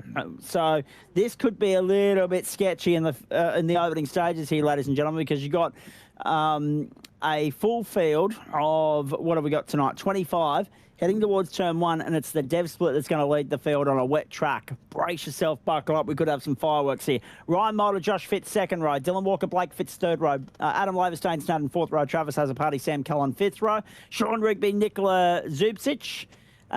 Tim Nicol, Andy Barber, seventh row. Robbie Bradbury, Wade Sheedy, eighth row. Greg Heaney, James Hardy, ninth row. Tristan Koch, Daniel Cheney, 10th row. Dale Sharp, Edward Rollo, Martin Lipsky, Aaron Bryan, Josh Saltel make up the field, and we are set to go. Racing in Italy.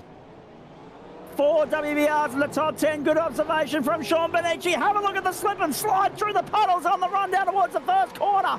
She's treacherous, all right. And the leader is Johnny Banach. Already some trouble further back. Tim Nichols caught up in an incident. Daniel Cheney's joining from the back of the field.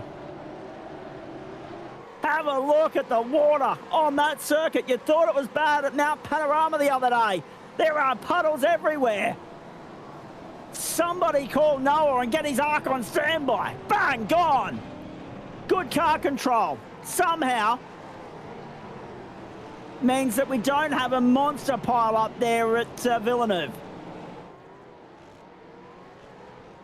Have a look at Banach. He was drifting halfway up the straight.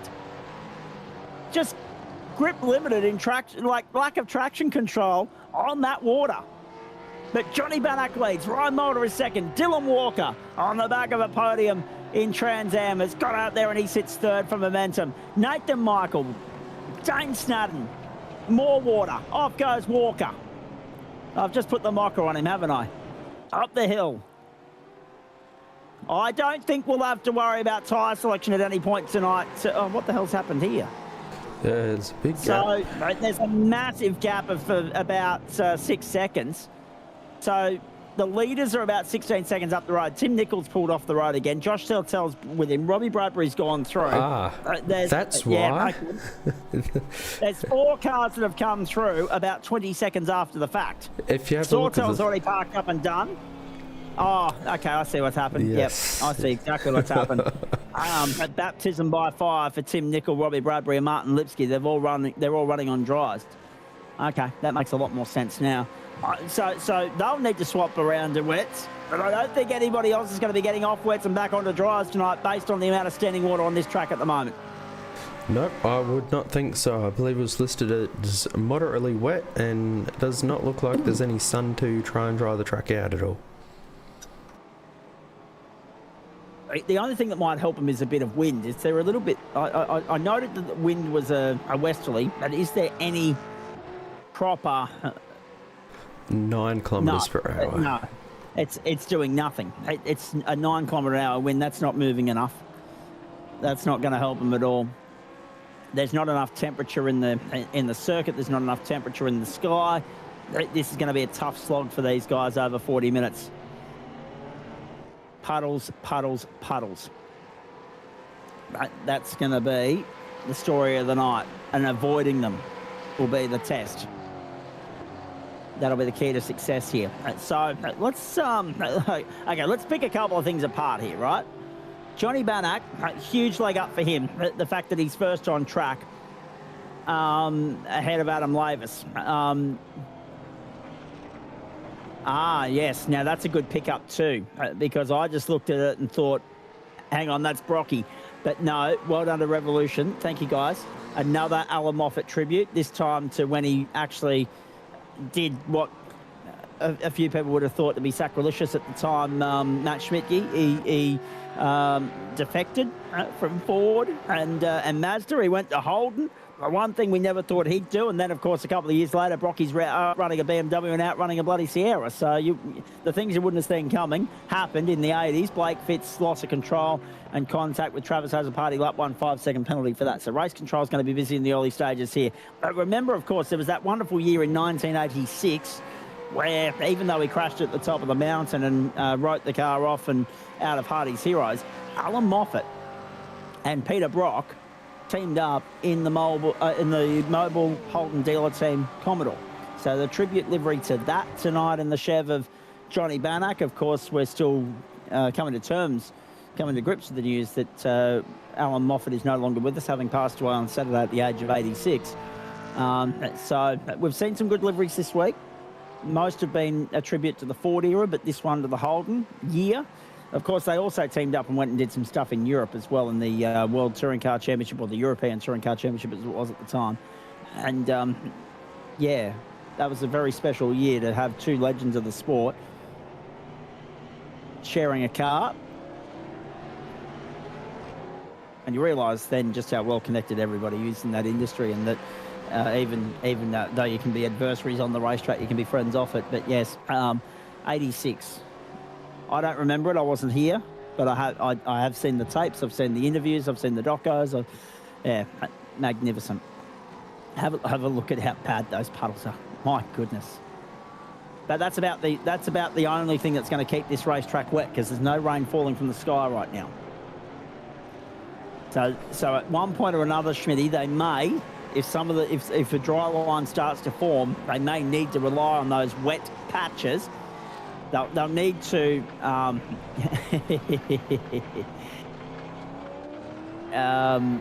Well, that's exactly right. Oh, trouble. Off went Josh Fitt. Drops down to 7th for DPR Racing. Daiso's absolutely right, based on how gone the car was after the crash in 86 on the Friday. I mean, obviously that race won by the Chickadee, Commodore, Alan Grass, Graham Bailey, but they would have been odds-on favourites had that car not been written off. And of course, when you rebuild it, you don't expect it to be fighting fit, running 100% anyway, as well as it was before the impact. So the fact that we're able to get it back out there was an achievement in itself. The 80s, what an era that was for rebuilds at Bathurst. James Hardy got a penalty in that as well. Not the James Hardy, of course. I was just talking about the fact that it was the James Hardy 1000. That's quite ironic and appropriate, isn't it? But he's picked up a penalty in 19th place with the more traditional Y spelling as opposed to IE. Martin Lipsky's already a lap down. Josh Sortel's parked up and out of business. We're only on lap 4. Nathan Michael, 1:59.608, the fastest of the race. So let's pick this apart. This is actually more stimulating and interesting than I thought it was going to be, Schmitty. God bless the wet weather, eh? Oh, trouble! There goes Zubcic. Zubcic has been turned around, and Travis Azzopardi's waiting there for him. So that's bad news for Azzopardi, right? So Yep. my interest is really in the dev split at the moment, because you've got Banak leading it. You got Michael running second, who's running 6th in the championship. You've got, yep, that's a good point, Will. You've got Sam Cullen coming through, but where the bloody hell are you, please? Considering that this championship fight was still there for you to cling on to, given the absence of Sammy Blacklock, and you're in the comments section. Oh, no, hold it together. Zubcic having another moment. My goodness, these guys are on the edge tonight, aren't they? They're being tested. That's what we like to see. Bowling a wide there, the Whiskey Business car. Now, so I'll come back and have a look at the implications of the elite split in just a moment. Can I commentate? No. If you want me to commentate motor racing as though it's the Melbourne Cup, you need it to be XL Racing or Formula V, righto? Oh, no. Okay, there's the confirmation as to where Will is. The wheelbase broke last night, so that's him done.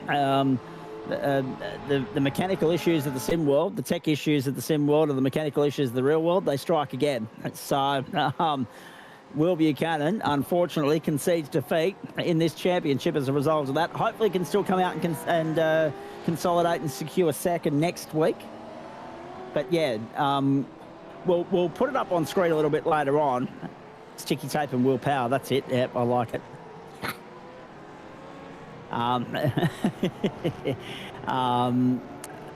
No. I'll tell you what. I will get back to the Melbourne Cup-esque sort of stuff a little bit later on. Had I known that challenge was on the table, it would have been easier to do on the first lap, but that's all right. Trust me, come back for a Formula V race or a Hyundai XL race, and I can do that every day of the week, because literally everybody's bunched up like a Melbourne Cup. And you've got to get the binoculars out and do the photo finish and too close to call, that sort of stuff. 3 lengths, 2 lengths. Cullen's got up into 5th spot at the expense of Josh Fitt. Travis has a party because he redressed, no further action for the contact with Zubcic. And there's going to have to be some discretion shown from race control tonight, because at the end of the day, these are testing conditions for these guys. I'll be interested. Can we just have a look at, again, Schmitty, I know you showed it on screen a few moments ago. I'm pretty sure there's a lot more dev split guys out there tonight than there is elite. Just roughly? Yeah, 14 plays 10. Have a look at that. Plus Cheney, wherever he's going to end up, because he's in Division 2B confirmed at the moment. I ran some laps and the puddles, the rain leaves here a red flag territory. Yeah, that's fair. I could talk about red flags all night long, both motorsport variety and, you know, people variety, but that's another story. Now, Johnny Bannack's lost the lead to Dylan Walker here. Now, was that on merit or was that true incident? Off goes... that's lap traffic actually going off at turn 1 there. Don't worry about that. Blake Fitz has just gone. 1 minute 58.902, fastest lap of the race. This was Dylan Walker. Oh, Bannack was... Yeah, okay. Bannack was slipping and sliding all over the place on the exit of the chicane, and Walker's been able to get the He's run. got completely balked by that lap car. Oh, jeez. Still leads the split, but vulnerable to Nathan Michael now as a result of that. Jeez. So, of the championship contenders, right, no Blacklock, no Buchanan, no Lachlan Capel. I haven't spoken about him tonight.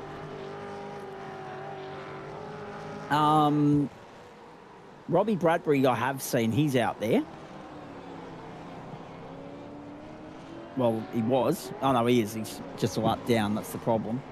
And it is a long pit lane here at Imola as well. So take that into consideration. And he pitted on lap 1. Pelican being a Pelican. Hang on. At what point... Sorry, did someone mention the former Queensland Premier in that thread? Did I miss a reference to Anastasia Pelican?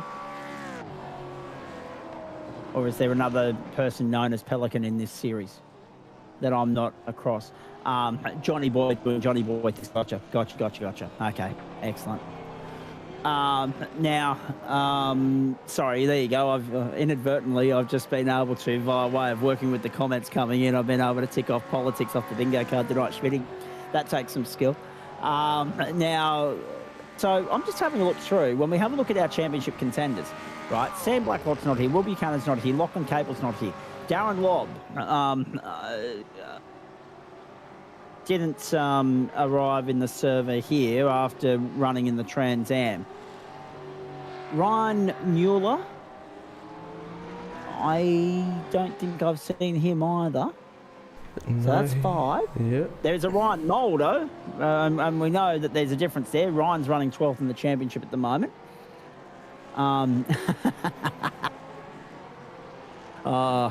Rankin's going to love this chat thread when we send it to him at the end of the night. We're just going to have to make sure that there's some screenshots of the chat that's come through are set in his direction.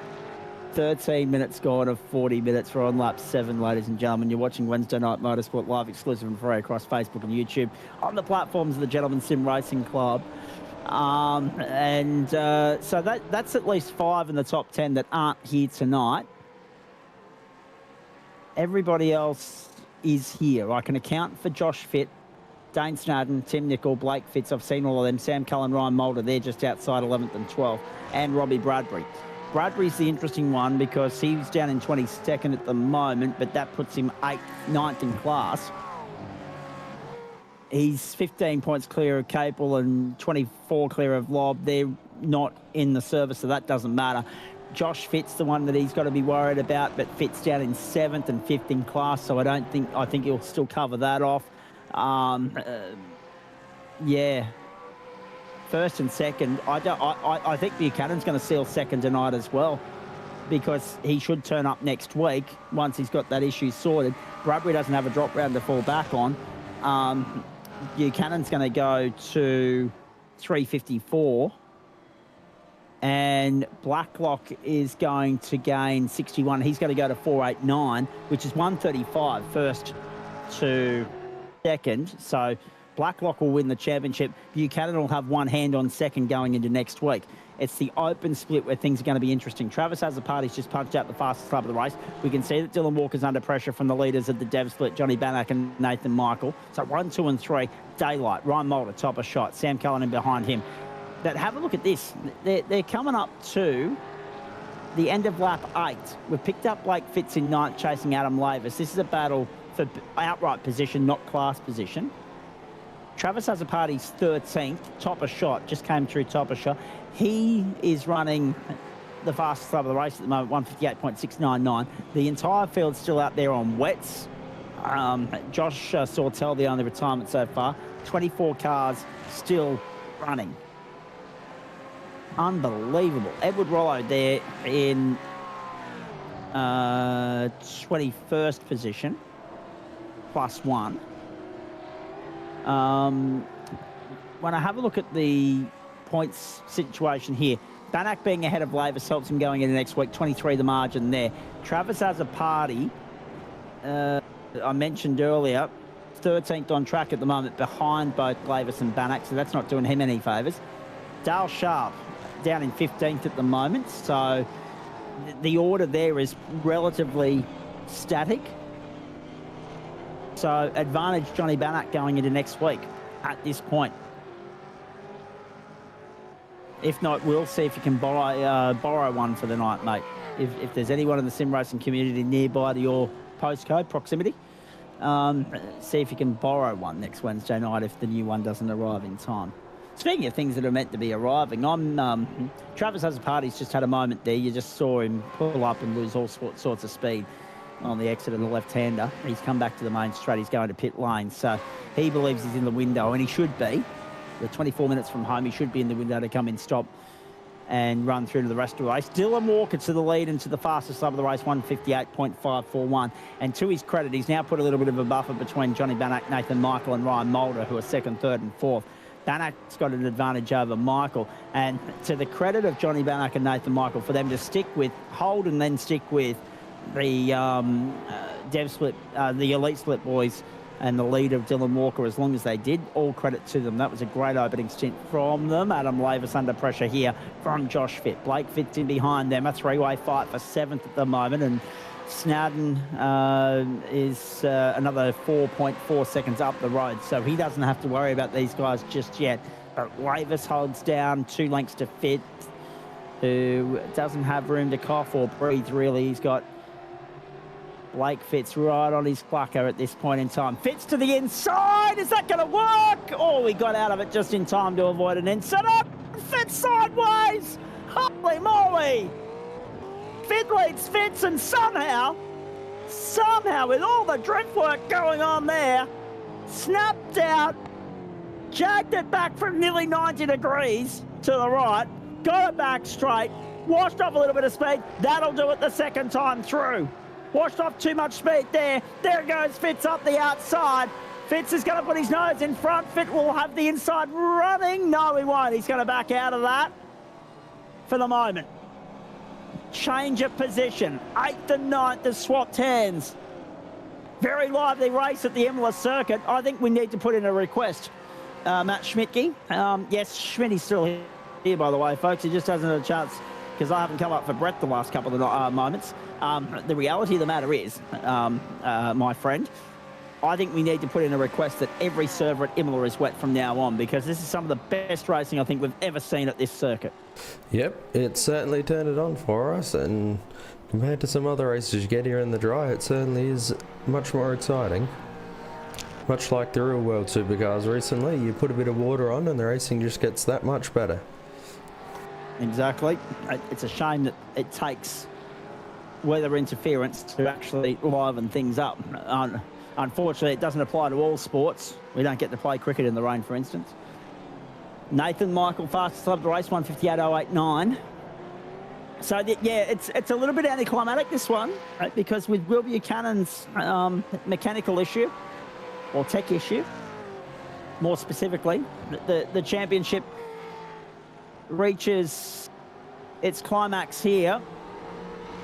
Blake Fitz in 7th place at the moment, wide at the top of the hill, but drops down, still ahead of Adam Lavis and Josh Fitt, or Lavis on the water there on the Ribble Strip.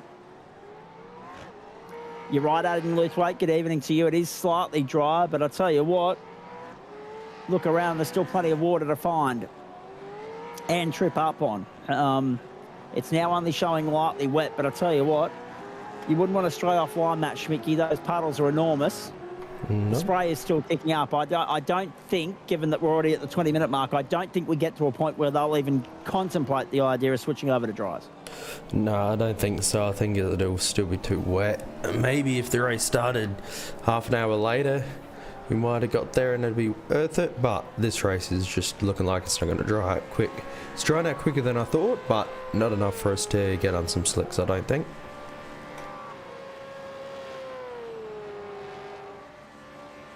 Oh Oh boy, it's exciting times, isn't it? 1 o'clock in the afternoon local server time. 19 degrees the ambient, 18 on track. Those two numbers have not changed. We've got a good battle scrap here with Andy Barber having a look at Dale Sharp. Dane Snadden to pit lane. Oh, he's going through on the inside, is he? Sharp to the outside. Holds on for the moment. Sharp's going to pit lane. That releases Barber. Heaney goes in too. Also in that time through was Dane Snadden. Also in previously to that, Tristan Koch has followed Heaney and Sharp in. Azzopardi's been in. Bad stop for Azzopardi, 22.6 seconds, compared to 12s and 13s for everybody else. Robbie Bradbury a lap down. Martin Lipsky still showing a lap down. I'm worried about Bradbury, whether he's going to have to do a second stop after stopping on lap 1 to get onto wet tyres, something he should have had at the start. Sawtell remains the only retirement.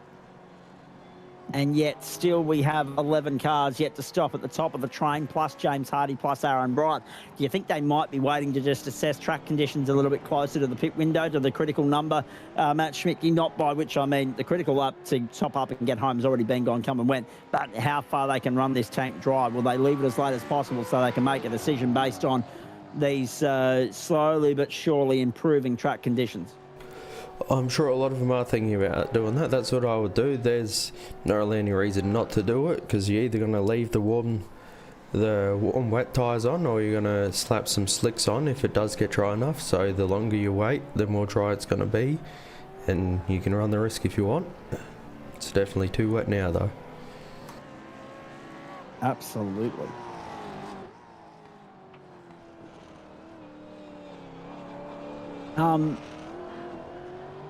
Hello to Michael Heaney tuning in. By the way, a little bit of an exclusive coming into the commentary box earlier today. I'm not sure I'm allowed to mention this yet, but yeah. Keep your eyes peeled on the Whiskey Business Racing entry going into 2026, ladies and gentlemen. That's all I'm going to say. And it's got nothing to do with Greg Heaney's recruitment work. Wade Sheedy, Sean Rigby, Josh Fitt to pit lane that time through. Something happened out there on the circuit, and I was in the middle of, I was running off on a tangent talking about something else, and we're talking about, that's right, pit lane penalty for Ed Rollo. Pit lane penalty for Ed Rollo. And I mean, he's already been on pit road for 3 minutes and 1 second, so I'm not sure what that's all about. But now we've got a second invoice coming his way. So Edward Rollo is now down 2 laps. Martin Lipsky's down 1 lap. He's 23rd. Tim Nicol back to pit road and out again in 10.83 seconds. Robbie Bradbury still out there a lap down. Johnny Bannack, 157.897, the fastest lap of the race. 20 cars, I should say, remain on the lead lap. Tristan Koch, the last of those. And that's Adam Lavis going into 6th spot on the inside of Blake Fitz, and job done. Oh, Fitz still squirreling all over the place there. RC might not be around for the last bit of this run. Oh, no. They picked up all the ART lineup. No. Wilco's just saying that the storm is, yes, you can interpret that however you like, ladies and gentlemen. Words that I would like to normally use, but cannot at this time of the night, due to the fact that I've got a microphone in front of my lip at the moment. And also the fact that we're not past 7:30 West Coast time. It's only 6:30 over there at the moment. I try to be professional. But no, it's got nothing to do with team recruitment. So that shoots the ERT theory to pieces. Although that being said, I am aware that there's some recruitment going on there.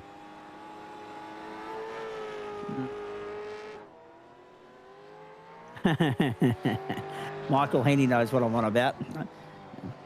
Because Greg may or may not have slid into the inbox today and said, for your information, I'm not sure he's... I'm just going back to have a look at the chat thread here at this point in time.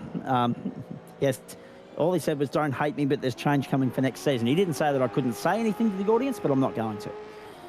I'm just going to say, keep your eyes peeled on Whiskey Business Racing. In fact, do yourself a favour, folks. I'm going to do you a favour now, Michael. Go and check out, because I only saw this link come through earlier today from Gregory as well. go and check out. They've got a new Facebook page, Whiskey Business Racing. Whiskey Business Racing. Do yourself a favour, go and give them a like and follow. I've just done that now. And nice to know. Nice to know that some of our sim racing teams are actually back with a slide. Actively going about promoting themselves and embracing the power of these social media. So good to see that they've got a Whiskey Business Racing Facebook page there. Now in operation for anyone else that does. Talk about the Vermilion OPR merger rumours. Okay. Okay. I may or may not have had an inkling about that because a couple of weeks ago we saw Louis Greathead actually running about. Yeah, absolutely. Michael, chuck it in there, mate, please. I mean, some people might struggle with Whiskey Business Racing. They'd probably go with risky. So chuck it in there for us and people can click on the link and go and like the page on their own accord, mate. That'd be fantastic. Well, I was going to say, Vermilion and OPR is not necessarily surprising considering that the livery that Lewis Greathead ran a couple of weeks ago, Matt Schmidtke, you would have probably seen that, where there was a crossover. There was a fair bit of an OPR look going on about that Vermilion entry. So it'll be interesting to see what comes of that, whether there's going to be more to that. Because at one point, I think Vermilion and Entropy were talking about being sister teams for each other. Yeah, RC is gone, unfortunately. Sorry, Wilco. Bad luck. So the Storms are wreaking havoc there, and yet I haven't been smashed by it yet, ladies and gentlemen, which is extraordinary. But I tell you what, the one that's on the way is going to get me. There's one coming in from the southwest that will smash us in the next couple of hours, I reckon. I'll have a puppy dog lying down here very shortly, kowtowing and whimpering at my feet. World's noisiest dog and goes to absolute water as soon as there's any storm activity in the air. Thank you, Michael Heaney, for that too, by the way. Sorry, there's a motor race going on. I should probably be talking about that. Where did I get to? I was talking about words that can't be used on air at this time of the night. There's the last of the pit stops starting to happen, ladies and gentlemen. Dylan Walker going to pit lane. But still, it looks as though there's still too much water on the circuit for him to contemplate a tyre change now and letting slip what will be an almost likely certain victory for him here. Yeah, you're probably wanting to wait or let that weather forecast move to very lightly wet, Matt, before you're even entertaining the idea of a tyre compound change. Yep, certainly. Very lightly wet is the only time when the word wet is in the track condition that you even consider slicks, and even sometimes at the very high end, whatever is classified as very lightly wet can still be a bit dicey. So if it's even just lightly wet, you don't even consider it.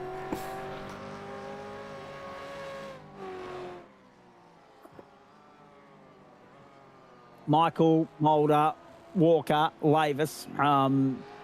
Still 4 pit stops, 5 pit stops to play out. Aaron Bryan also sitting down in 16th at the moment, yet to stop. Once that's done, we'll have a look at positional moving and shaking. Yeah, we're talking about livening the racing up with a little bit of water.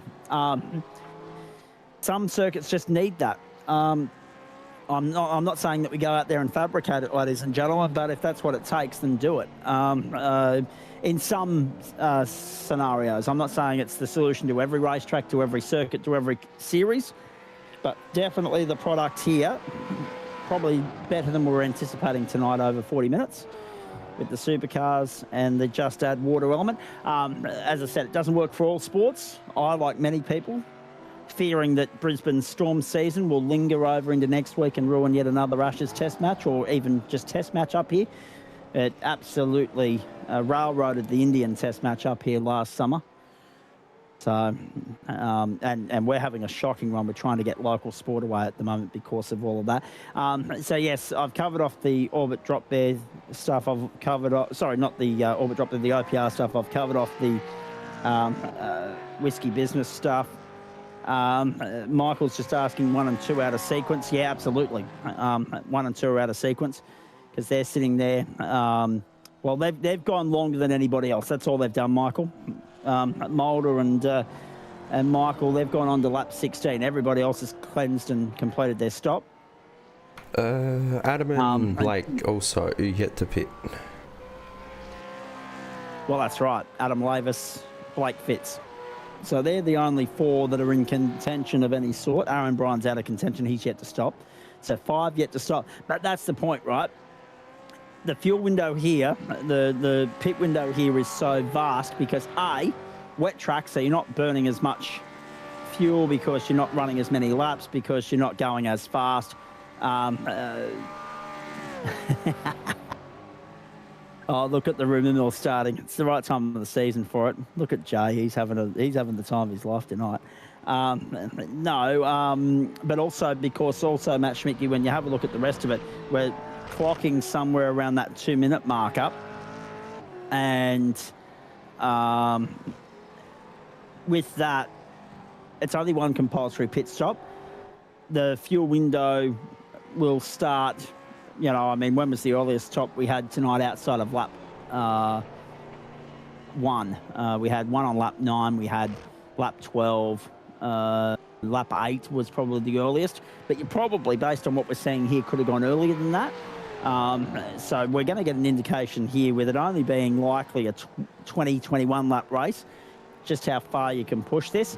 And that's what there's different strategies at play here, but there's still only one stop happening. Nathan Michael's in now, so it's not as though anybody's out of sequence. It's more just a case of they've only got one stop to do, but they've got such a huge window compared to other races that we commentate to work within. And tonight that window is in excess of about 20 minutes as Nathan Michael and Ryan Mulder come to the pit lane at the end of lap 16. Now, if that's as far as we can go, we can start to work back from that once we know that the final lap is probably going to be, well, at this rate, the final lap's going to be the 20th because they're not going fast enough to get below the time required to force the extra lap. So if it's 20 and they've gone 16, the critical lap was 4. You could have stopped anywhere in that 13 laps. The end of lap 4, the end of lap 16.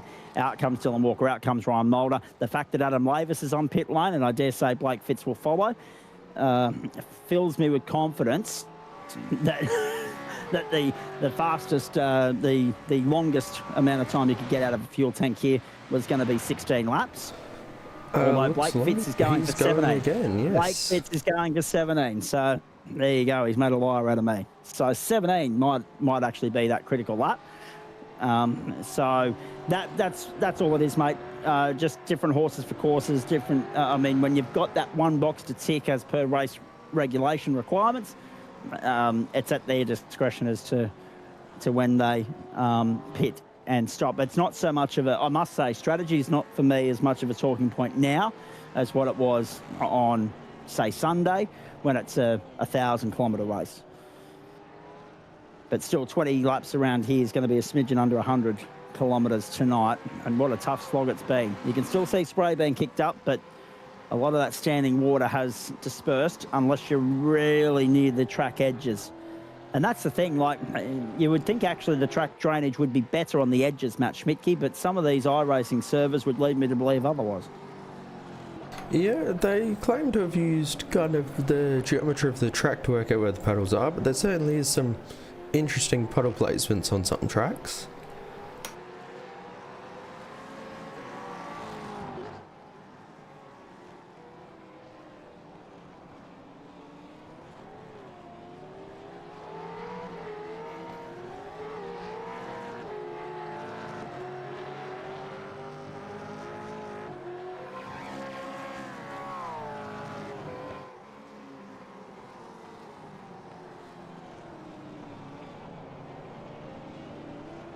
So it's an interesting leaderboard at the moment because it's elite, dev, elite, dev, elite, elite.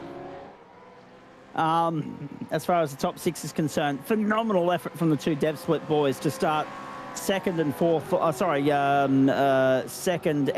on this grid and be running second and fourth at the moment. They've really punched above their weight tonight. They'd want to actually hope that the split allocations are done based on dry weather pace, because if this was a determining factor as to whether they go up or down, this would be vaulting them up into the elite split right there. Phenomenal from Johnny Bannack and Nathan Michael. Impressive. Whiskey Business have got 3 in the top 5 outright. They've got second in both the splits at the moment. Still carrying lots of momentum around this track. I see what you did there, yes. In fact, I'm sure there'd be reference to that on his livery, would there not? If we can pick up Dylan Walker, who's out to a 5.6 second advantage, by the way. Have a look at Dylan Walker, just out on his own, just having a field day. Actually, no, it's a pretty blank canvas at the moment. So I would hazard a guess. Oh, the Orbit drop bear car's around. I would hazard a guess that that's Daniel Cheney, by the way. That there's some hard work that needs to be done behind the scenes at Momentum to get Dylan Walker in team colours before next week's grand finale at Phillip Island, which, by the way, folks, is a super sprint. Starts 9 p.m. Eastern Daylight Time. Looking forward to that immensely. 9 p.m. Eastern Daylight Time. 6 o'clock on the West Coast, 11 o'clock in New Zealand. You'll see it here live next Wednesday night, the 3rd of December, 2025. The platforms of the Gentleman Sim Racing Club. Unless you're in Queensland, of course, where the summer of 1913 will enter its 3rd month. Sam Cullen off the road. Oh, no. Sam Cullen's off the road. Wowee. So that's... As Nathan Michaels just punched out the fastest lap of the race. We started the penultimate lap of the race. Michaels punched out the fastest lap of 157.371. Bang. No, he went to the outside and just went too deep. Yeah, locked the front and left, or probably both fronts. Michael Heaney throwing some shade, considering that it's already 9:45 and he's still wide awake and enjoying the action and enjoying the Whiskey Business Racing Show. 3rd, 4th and 5th outright at the moment. It's interesting, isn't it? The fact that Nathan Michael has punched out a 157.371 fastest lap of the race, the Cullen incident, the fact that he's gone too deep there, that eliminates any potential positional battle that might play out between now and the checkered flag between him and Dane Snadden. That's that done. So it's pretty... yeah, exactly. That's pretty status quo now. Processional for most parts of this field. The only real threat is Ryan Moulder's continuing to give Johnny Bannack a bit of a hurry up, and Adam Lavis would love to get by Wade Sheedy in terms of trying to stick with Johnny Bannack. The only thing that works in Adam Lavis's favour at the moment as far as the championship fight is concerned, he's got drop round points to fall back on. Johnny Bannack does not. So Bannack needs a clean run next week, or otherwise Adam Lavis may well be able to sweep this one up at the death. We'll be tired. Be interesting to see how it pans out next week. At least one at the championships has a bit of a battle going on. Yeah, thank Christ. Otherwise, I want to be able to sell it as grand final week, as championship week, as, you know, our swan song for 2025. Au revoir, we'll see you in 2026, but at the moment it's lining up as dead rubber week. It'd be almost like saying, like, I get that they do it quite regularly in soccer. They have international friendlies that amount for very little. But there's the Orbit drop bear car of Daniel Cheney going to pit lane too, by the way. But yeah, it'd be almost like saying, let's turn up and have a non-championship race in some equations next week.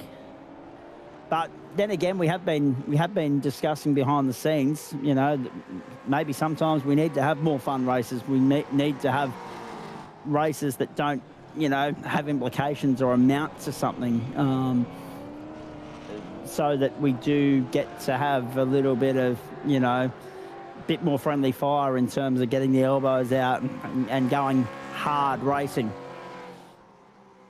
So we'll get that opportunity next week, in some splits at least. Bit anticlimactic tonight, and not the way we would have liked to have seen the title wrapped up with neither of the two championship contenders in the house, but that's how it is sometimes. So well done to Sam Blacklock, and well done to Orbit Drop Bear, and well done also to Dylan Walker, who is coming into the last sector with a 10-second advantage. And Momentum, all black, to the left-hander, to remain straight, to the checkered flag. Dylan Walker, magnificent tonight at the Imola circuit in Italy, gets the job done in the Trophi.AI Supercar Series in the Elite Split. Winner of round 9 at a drying Imola circuit. Second to Johnny Bannock, well done. Third to Ryan Mulder, second in split. Oh, Sam Cullen's got... Oh, Sam Cullen and Dane Snadden come together. Sam Cullen and Dane Snadden come together. Now, how has that happened more to the point? Because Snadden had breathing space. So has Snadden made a mistake leading up to this, or has Cullen just come home with a wet sail? Cullen's going to go across the line ahead of Snadden now. We need to see if that's going to remain that way. It'll be determined by what's happened here. Oh, no. I can see race control ordering that to be redressed. I really can. Cullen did not have adequate control of the car for my liking to be able to hold on to that spot. So Dane Snadden, I reckon you'll find, will be moved up and Sam Cullen down. And if they slug him with an extra invoice, then he probably won't be able to complain about it, really. Walker from Bannock, from Mulder, from Michael, from Cullen, the top 5, but we expect that'll be Snadden. Josh Vinhomer 7th, Andy Barber, Wade Shetty and Adam Lavis, the top 10. Hello, Bondi. Look, I wouldn't be surprised if that's the case, but excuse me, I just needed to have a cough and splutter. Thank goodness I was able to get the microphone up out of yeah. Sorry about that, folks. Now, interesting. I'll come back to Bondi's comment in just a moment. Excuse me. I just needed to get the microphone well away from my mouth so that you didn't hear it in your ears at home there, ladies and gentlemen. I've been able to do that. I'm happy about that. Dylan Walker is standing by to have a chat with us here. I'm going to wager this, actually. Aidan Luthwaite saying the McLaren Honda at Spa. Bondi saying we need a special supercar event at Adelaide. Let's make a couple of things abundantly clear here, right? There will be a lot of interest in Adelaide because it's the new toy and it's our home, one of our home tracks, etc., and all that jazz, right? But I would love to see, the Australian Open World Nationals at that venue. That's coming up December 14, if you're eligible for that. December 14, we believe, is going to be the date that's going to be agreed to for that. I cannot wait to see that. That's I think Adelaide would be the rightful choice considering its history with the Australian Formula 1 Grand Prix before it was supercars, right? But then if not, we've got 6 weeks of non-competition. So yes, we'll see some fun servers and some little one-off pop-up events appearing for our members to participate in throughout the course of the summer, just to keep their eye and just to keep the match fit, etc. If people haven't got anything on, whatever, to get out and get involved. But there'll be no broadcast, there'll be no competition, there'll be no points, etc., because everyone deserves a break. However, let me wager this. Let me put this forward. What about, because supercars used to start in Adelaide, I would wager that there would be tremendous amount of support. I know we used to do this with Bathurst with Grand Final week and people got sick of it, but I would imagine that there would be a heck of a lot of support for opening week for all championships, week 1, term 1, 2026, Adelaide Parklands. I'd be in on that. Johnny Bannock's joined us, Dylan Walker's joined us. That was the other thing I needed to, excuse me, I'm still trying to clear the throat from, I just had something caught in there and I had to cough my guts up, folks. So whilst I do that, we'll hear from Johnny Bannock and Dylan Walker in just a moment. But I lost my train of thought. I need to go back and cover off the results here because there's some really good stuff to pick apart in all of this. One, Johnny Bannock's put himself in a very good position as far as the championship's concerned. We'll hopefully have those points from Adam Lavis very shortly. Can we just have a look at those split for split, please, Shri? Can we go with the dev split first? Dev split results, there you go. Johnny Bannock 2 seconds to Nathan Michael. We know that the next cars down were Andy Barber, Wade Shetty, Adam Lavis, top 5 for Adam, but that was what I was more interested in. 4 positions between Bannock and Lavis, with regards to Lavis, of course, being 23 points behind in the championship coming into tonight, etc. Lavis will still pick up 42 there, which is exactly the same as his lowest drop round. His highest drop round. So at this stage, there's nothing changing there. It's the 42 points for Adam Lavis, and that'll be it. So that lead for Johnny, who doesn't have a drop round to play with, will actually extend out by 18 points. So 23 will become 41. So he's got a good little buffer to play with. But as I said earlier, got nothing to fall back on because he doesn't have a drop round up his sleeve. Barber, Sheedy, Lavis, as a party, third in the championship at the moment, sixth in the order tonight. So this has been a big win for Johnny. There's no doubt about that. Zubcic, we saw come undone early on, recovered for 7th. Kosh, Heaney, Sharp, the top 10. Then Brian, Lipsky was 2 laps down, and then Rollo 7 laps down, and Sawtell plus 20. So then that was a lap 1 retirement. We did get to 20 laps tonight. I should stress we have got one to be confirmed split participant there. That is Daniel Cheney. Of course, if he's going into the open split, the dev split here, he would be wedging in just ahead of Martin Lipsky behind Aaron Bryan.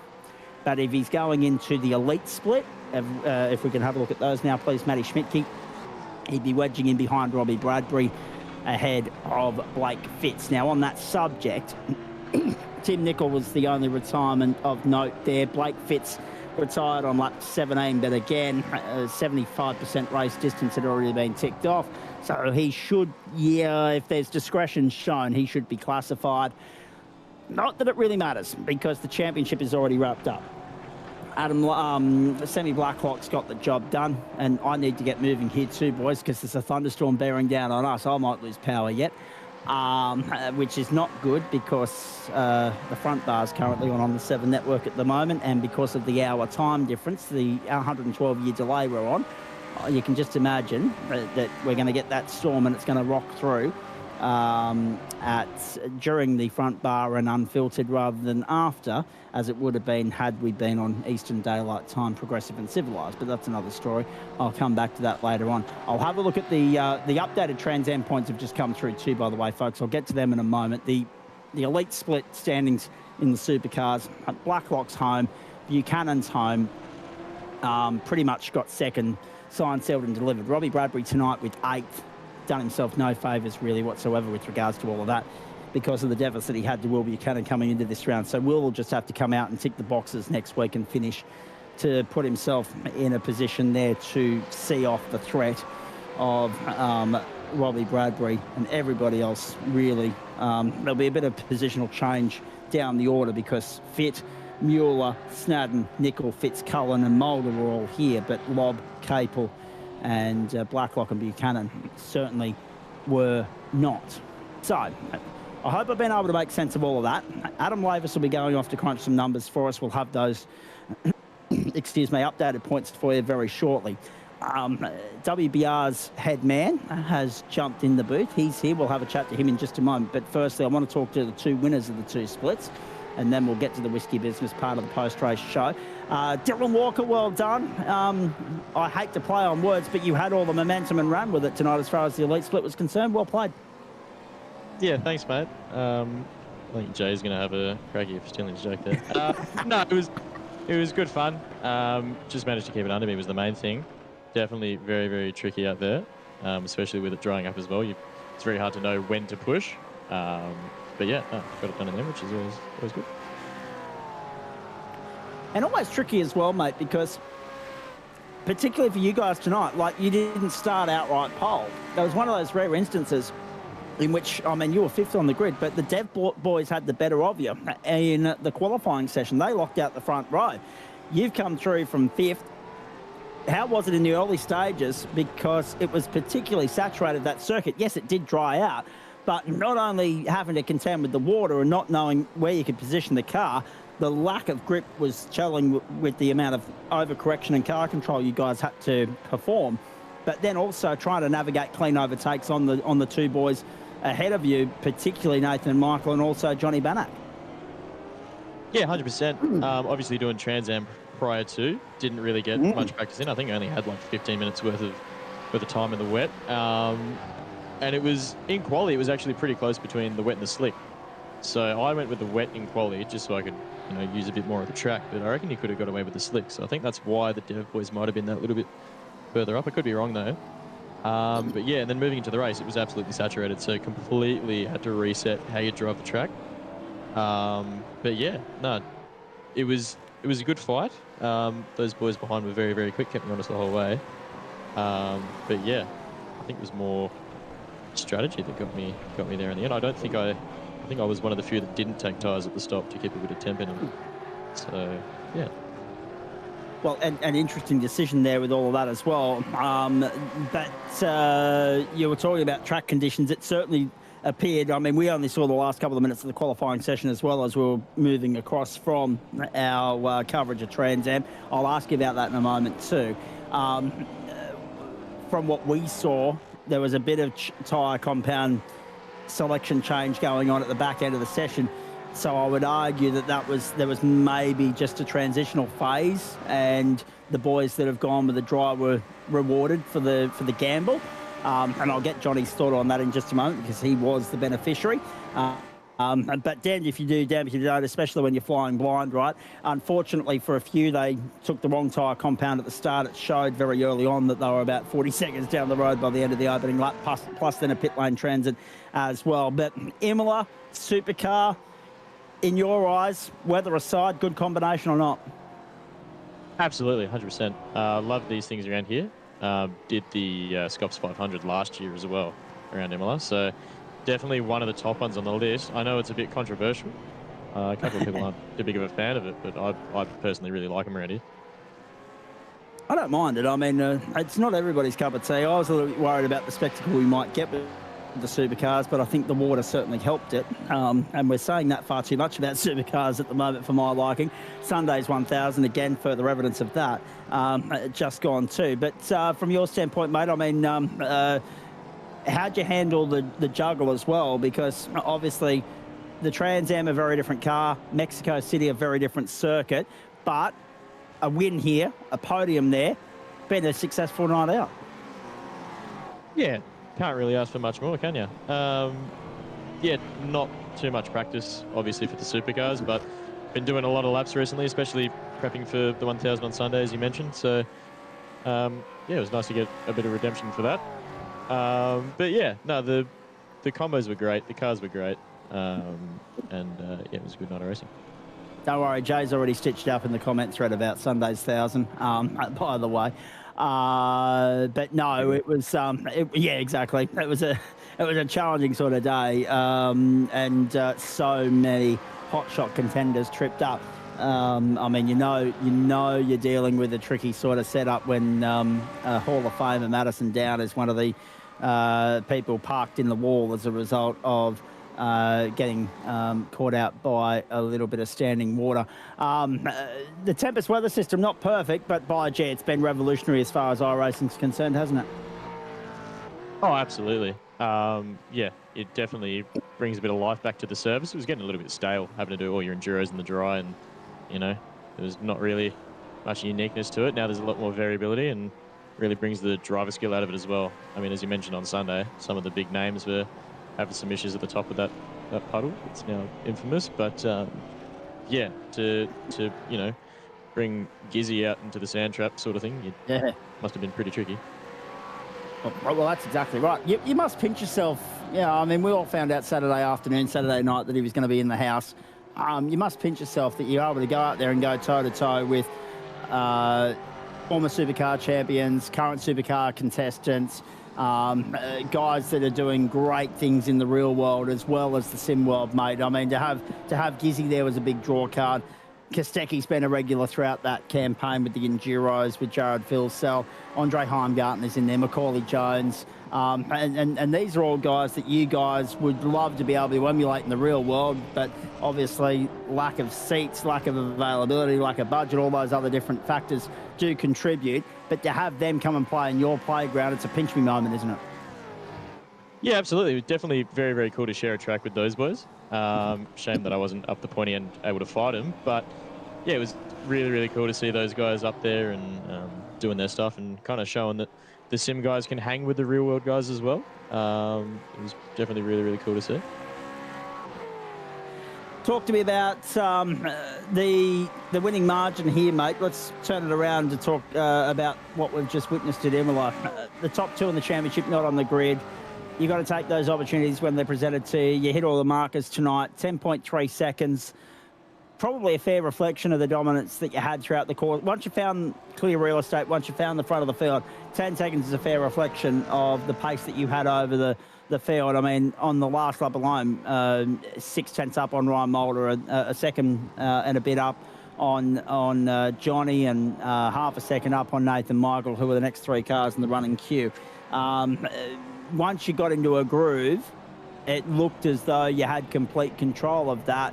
But how'd you enjoy watching the track conditions sort of change as we went there? It never looked like it was going to be bone dry to the point where you'd be contemplating dry tyres, but it looked far easier to handle and navigate at the end of the race than it did the start.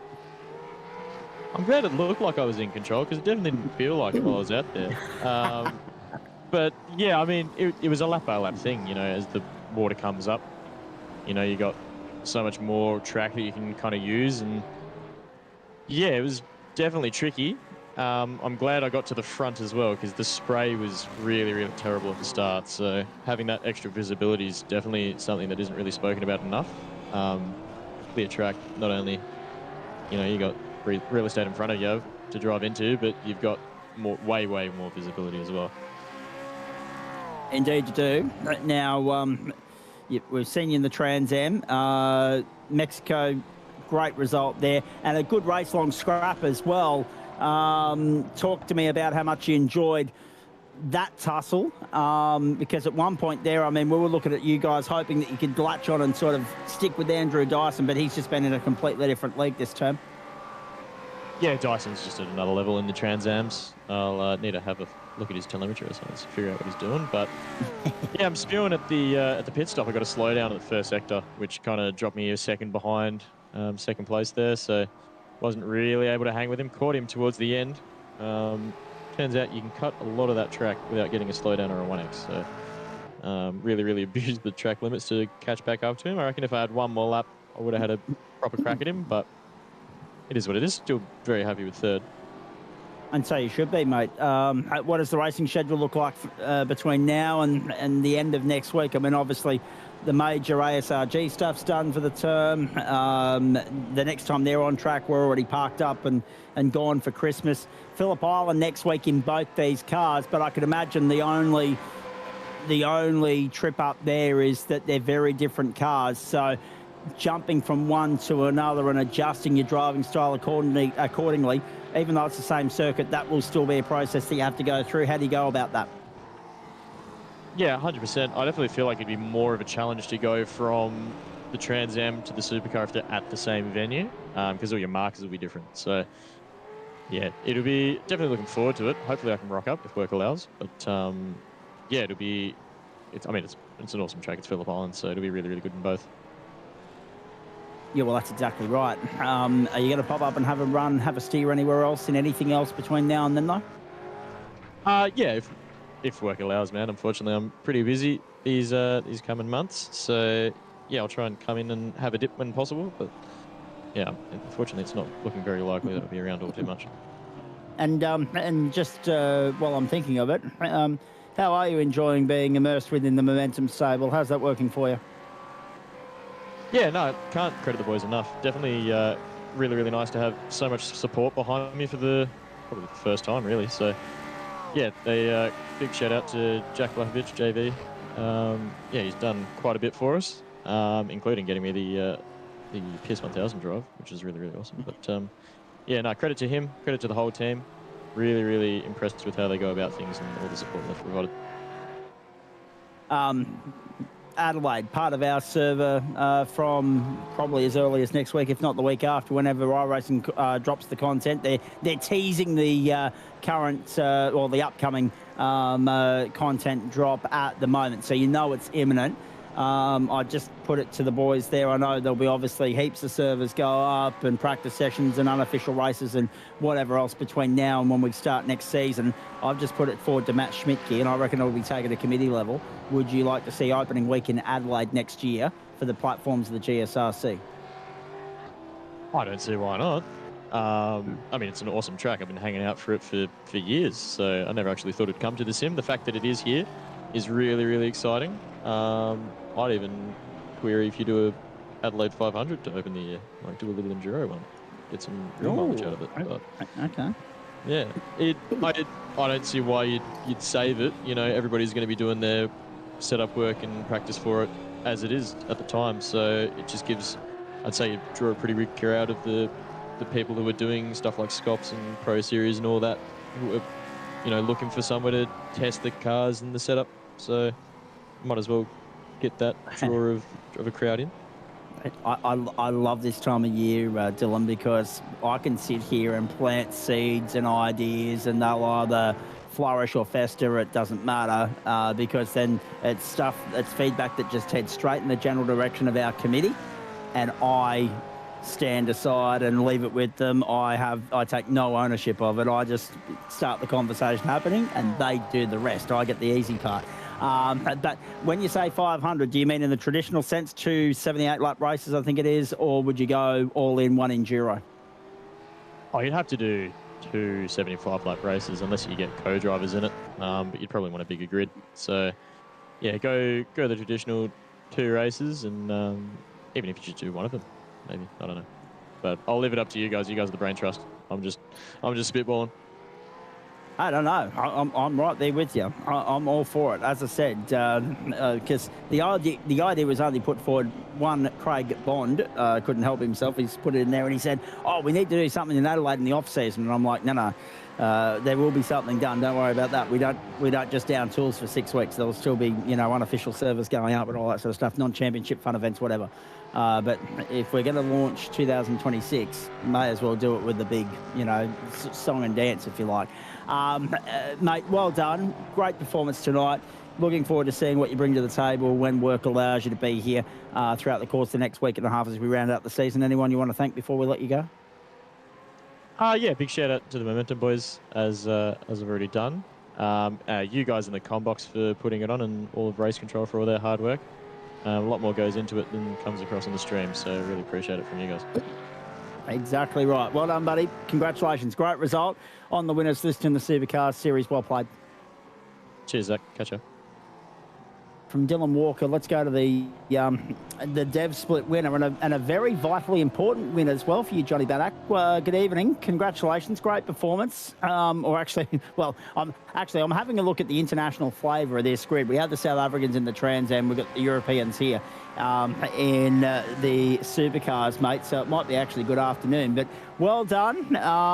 Second on the grid, second in the race. But the difference is, second on the grid was second in class as well as outright. Second outright is first in class. It's a vitally important win for all the reasons I just mentioned with regards to keeping Adam Lavis, Travis Azzopardi, and also, of course, Dale Sharp, Nathan Michael, etc., at bay. You've done that, and you've got a nice little buffer to play with going into the season finale, mate. Talk us through it from your standpoint. Yeah, thanks for the lead up to that. That was pretty big. Overall, like, my development with this car, I think, has been pretty exponential, but I'm trying my best to learn more and more. I was really gunning for that win tonight, but obviously once Dylan got past me and I was a bit interfered a little bit, like once Dylan got past, that was it. And I tried to hang on, and just tried my best as always for the team and for myself as well. Talk to me about the important thing I wanted to have a chat with you about here was qualifying, mate. Did you get a clean run at the end there? Did you throw a set of drives at it to try and maximise the performance? Did the track get to a point where drives were, you know, a legitimate option? Towards the start, obviously, it was still very damp, but the problem was as it dried on more and more, I did have a test run on the dry with a few minutes to go, and it was quick, but the problem was the revatzers and certain other areas of the track where once the front tyres hit it, that was it. You're going to be spat off. So in the end, I just decided to put a set of wets on, drop the fuel a little bit, and then just send it pretty much, and was able to link up the lap together, even though the wets were probably screaming at me by the end of the lap. Well done on that lap, by the way, because it was very nicely put together. You would have been pinching yourself being able to lead the field to green, especially on a track that was extremely wet and dicey in the early stages. And for what it's worth, you did well to hold off Dylan Walker as long as you did, but by gee, you had to fight that car at times. Yeah, it was, yeah, especially towards the end of the first stint, there was a bit of relocking into certain braking zones, and I knew from last week at Snetterton it was probably the better strat to keep the tyres on, keep the heat in, but I was really struggling and my pace was dropping off a lot compared to Dylan, so I had to make that difficult call and was able to hold on to second. But yeah, that's just got to try and I was just trying to do my best, really.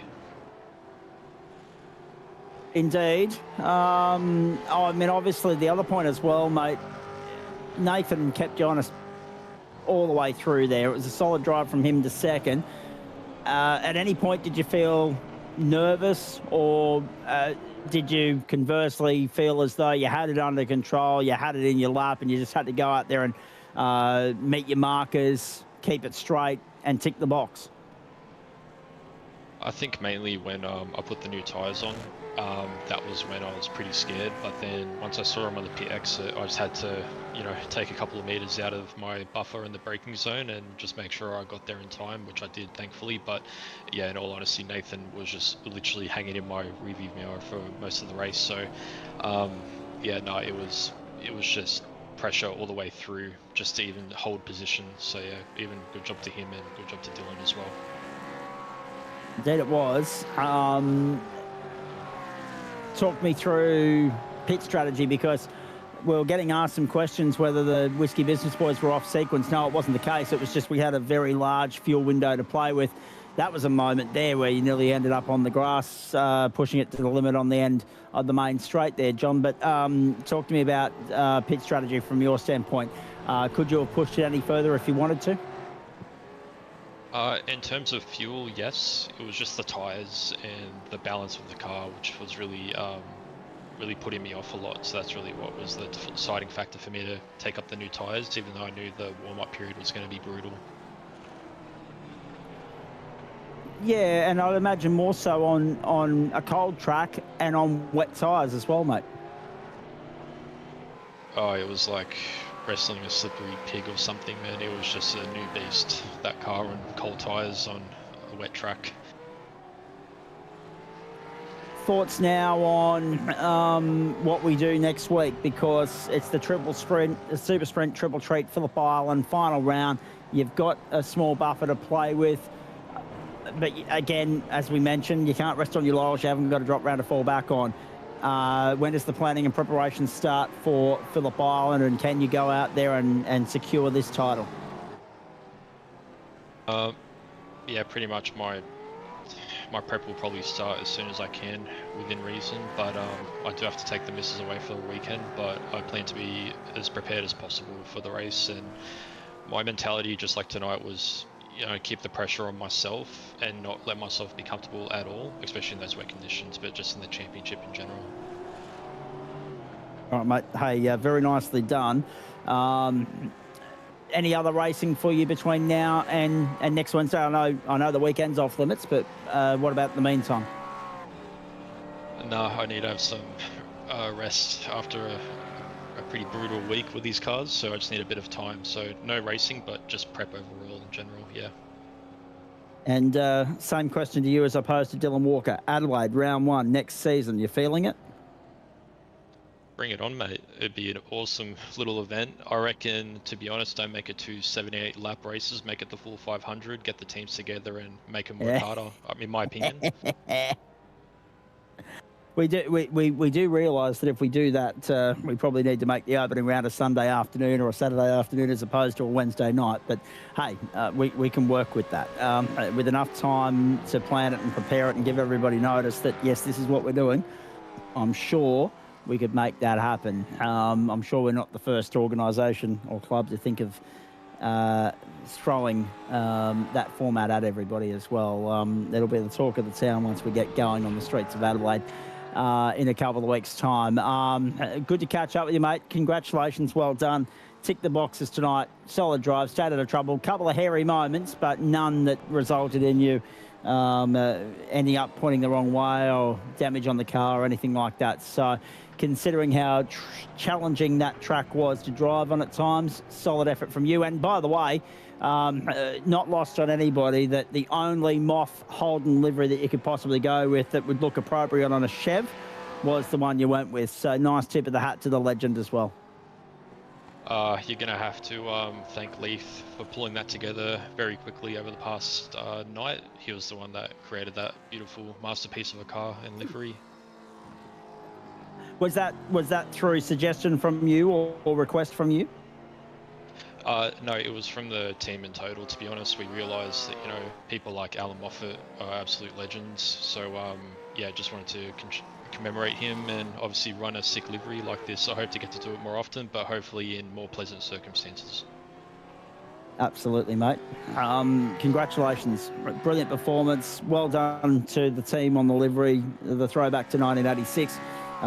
We love acknowledging the history and the heritage of this great sport. So well played, well done on the win, and we'll see you next week at the Island. Yep, thanks, man. And also, I just want to say tonight's result was for Will. He had an equipment failure last night, and he should have been here tonight, and he should have won or at least come second. So this one was for him. Absolutely. I mean, that'll be a comforting tip of the hat from you to him, received by him, I'm sure. But at the same time, yeah. If only you could go out there and race for him and bag his championship points as well, because it's a nice sentiment, but it doesn't change the reality of the result, and that is that the best he'll be able to achieve in this championship now as a result of that failure. And again, we don't want to see championships won and lost like that, folks, but that's the reality of the industry we're in.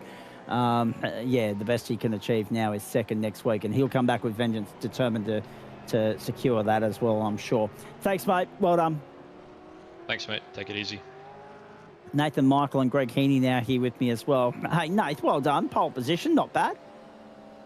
Yeah, pretty pleased with that. That was an interesting race for sure. From your standpoint, what were the track conditions like in qualifying there? Because when Schmitty and I logged into the server, having been covering the TransAm earlier, all we saw was a little bit of a mix of dry and wet. We couldn't tell how wet the circuit was at the time. Did it evolve to a point where you could get a flyer in on the dries, and that was what did the job for you?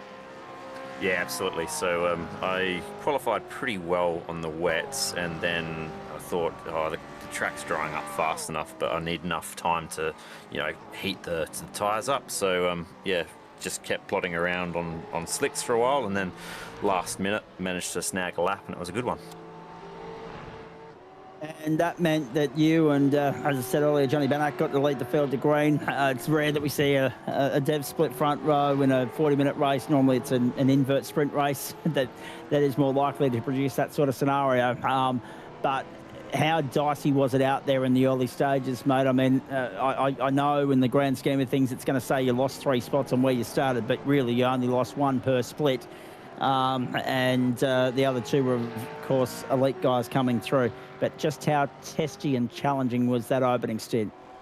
Oh, definitely. I mean, trying to launch the car on the wet, I mean, this car's hard enough as it is in the dry to get going, let alone in the wet. And yeah, just the amount of spray that was coming up in those first couple of laps was like just blinding. So survival was key more than anything.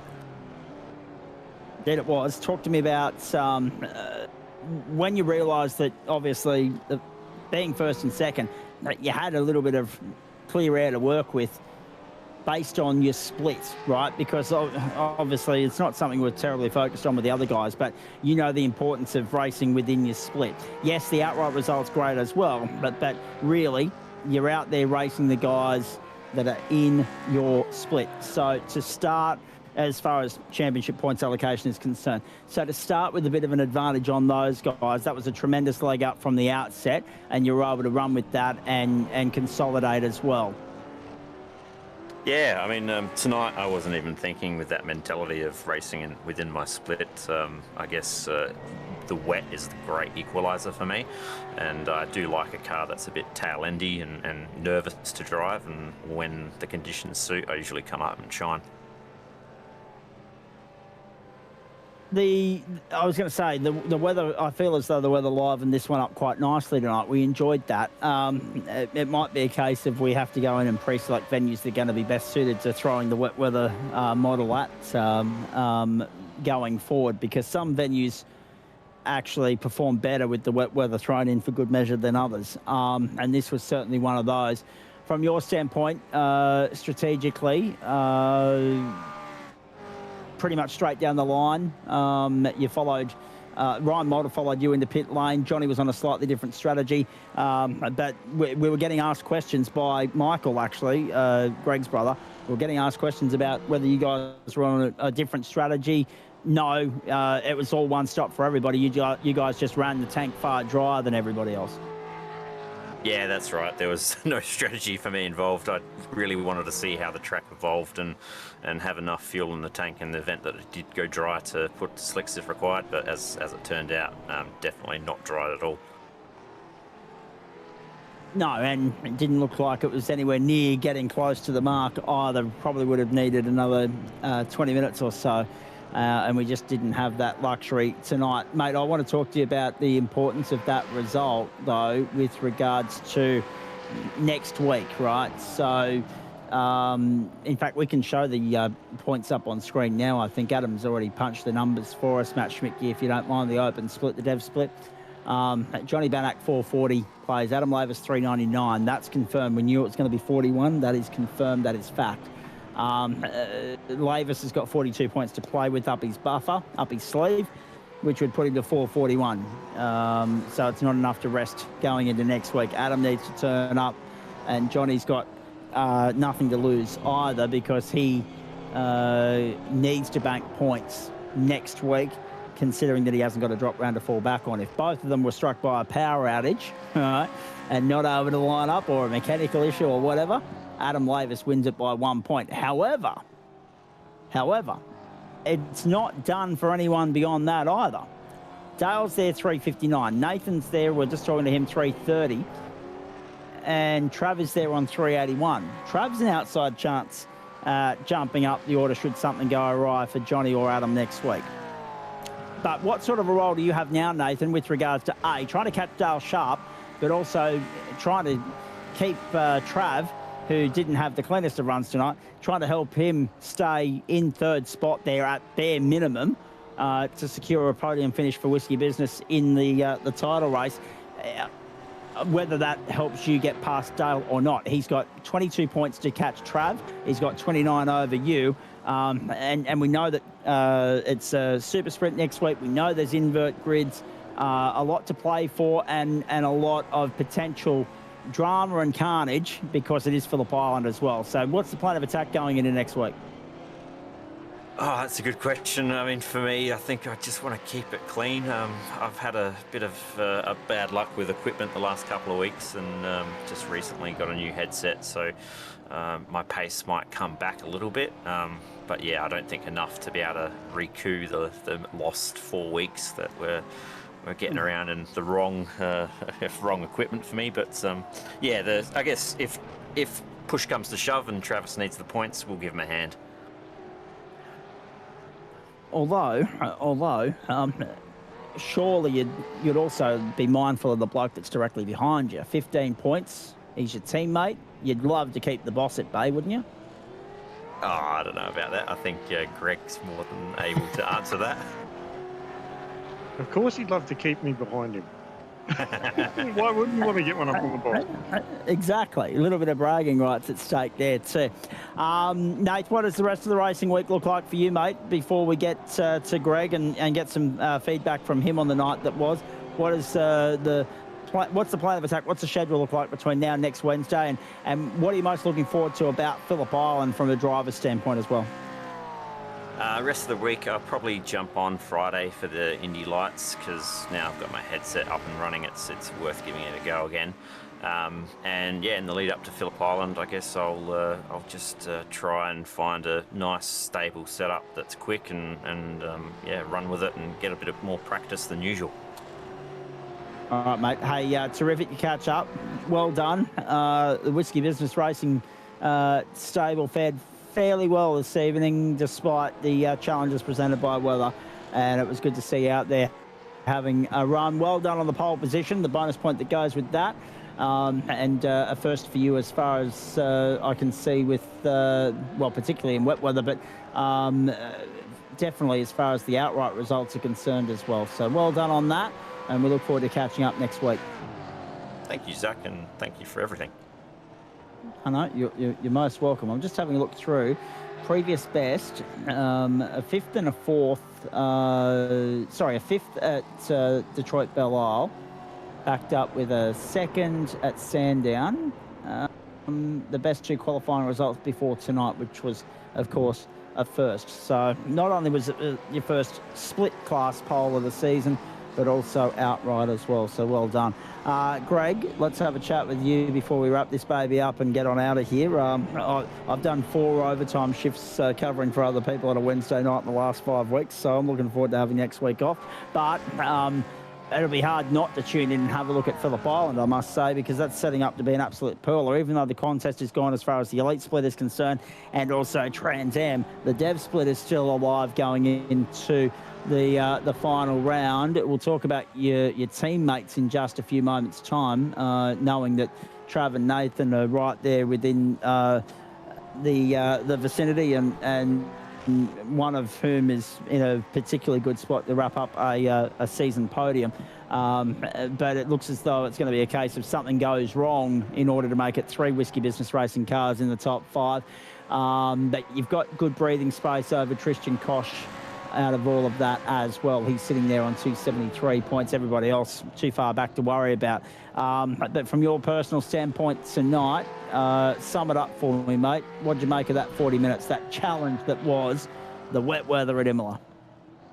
Making mental note, next time I make it wet, it's going to be a lot warmer. So we can actually somewhat get a dry line. At least that was the intention. So we did, look, yes, it was tricky. It's good that we're getting a few tick of approvals from some of the faster boys. Obviously got the tick of approval on last week's race at Snetterton in very trying conditions. It was actually wetter than what it was here at Imola. Yeah, no, look, I had a few little moments myself and ended up doing a little bit of running around with Dale and Tristan again. It was pretty much us 3 at the pointy end of the dev split last season. So it's always good fun to run around with those guys. Yeah, okay, I had some spins, but still good racing had from what I could tell, especially with us around. And yeah, I mean, obviously not the result that I wanted myself. I would have liked to have been a little bit further up, but it is what it is, and we'll move on to next week. And it is dry next week. Well, that's the point, isn't it? It doesn't need to be wet at Phillip Island to produce good racing. But it does help sometimes, let's be honest. Listen, from all of what you've said there, the only takeaway I have is that you were hoping that it'd be a lot warmer. You do realise that a November or late October, November server in Imola, you're heading towards winter, so you're heading towards the colder part of the year, Greg. You need to adjust the time and server settings if you're going to hope for a warmer track. Oh, I know that. I know that. I could have forcibly made it so it was a hot condition. Yeah. But I let it just like, okay, cool. Well, let's go. We want rain up to this point, and it was actually going to be worse than this, but we re-rolled it because we did a couple of practice runs on it at the end of last week, and it basically turned the track into a mirror. I was like, yeah, no, that's a bit too much water. Yep. So. Yep. Yeah. At one point there, Greg, I thought you were going to have to put the call out to Noah and get his arc in. To be fair.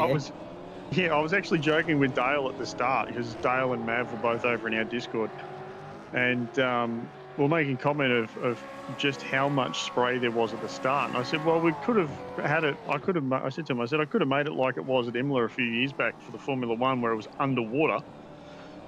Correct. Yes. Yes, everybody remembers that. The old. And we still would have run it because it's iRacing. Exactly. Absolutely, we would have. We wouldn't have cancelled it.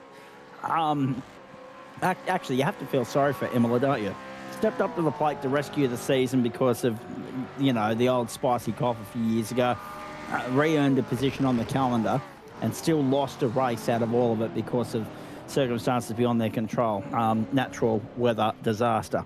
Unbelievable. From your standpoint, mate, 9th, keeps you 6th in the championship. The consequence is that Nathan's pipped you. He's moved up into 5th week on week. What do you got to do to try and reel him in, reel Dale Sharp in, and what role have you got to play in trying to help Trav secure 3rd as well?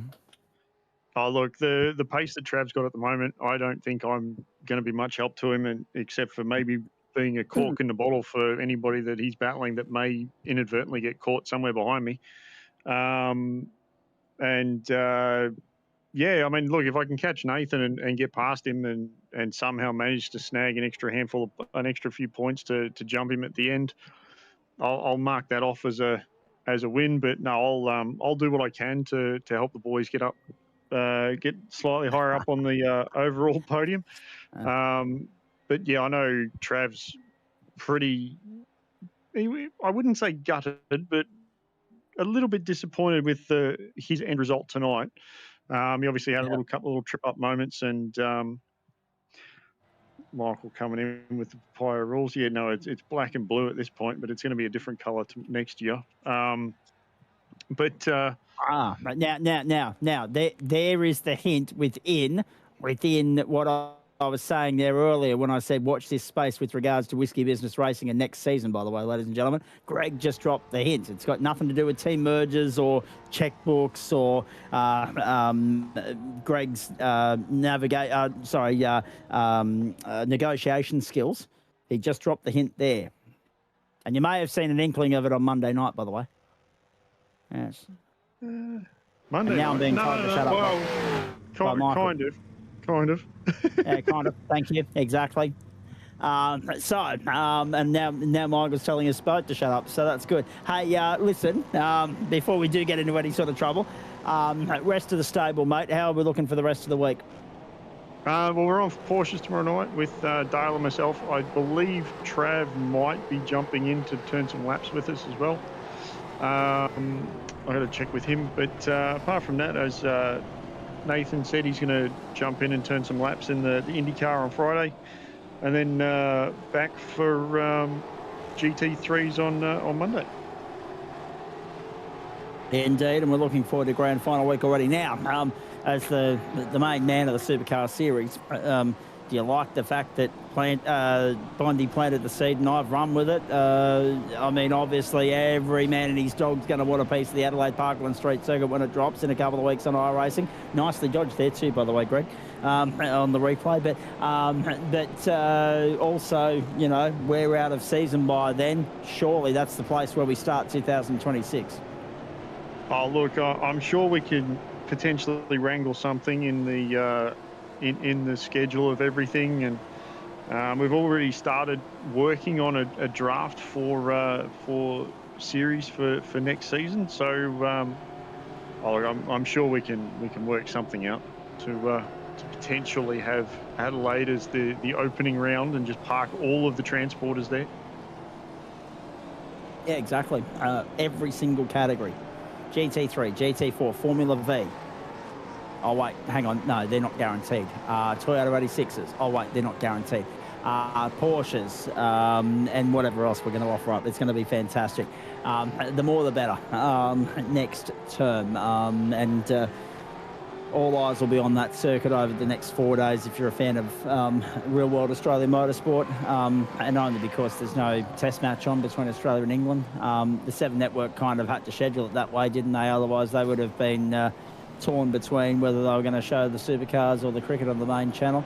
But with 2-day test matches now being the norm, it'll be interesting to see how we go when we get to Brisbane next week. Actually on the subject of Brisbane, before we get a storm ruin our reception and internet and everything else here, we'll get towards the end of this broadcast, wrap up and sign off. But it's interesting, isn't it? It's great to hear, Greg, that the committee and everyone that works behind the scenes here on the platforms of the GSRC, even though we've got a 6-week break on the horizon, mate, already looking towards next year, because the end of, turn around twice, blink once, the back end of January, that last 2 weeks of January where we normally resume, that'll be here very quickly. Yeah, I honestly don't know where the last few weeks have disappeared to. I'm already counting the days till I'm on leave from work, and being that obviously being on the committee myself, I kind of have an idea of already what is potentially coming. So it at least gives me a leg up to be able to get a start on reworking liveries and so on and so forth, and doing new ones for new cars and stuff like that. So obviously, if we can get the committee, if we can get the draft finished, hopefully, I would say we probably have it maybe sorted by the end of next week, if I'm not throwing everybody under the bus here. Yeah. We can at least announce it before we go on break. So all of the painters out there that are part of the GSRC, or if they're getting anything done for any new cars that may be added in, or anything like that, it at least gives them plenty of time to work on the paint.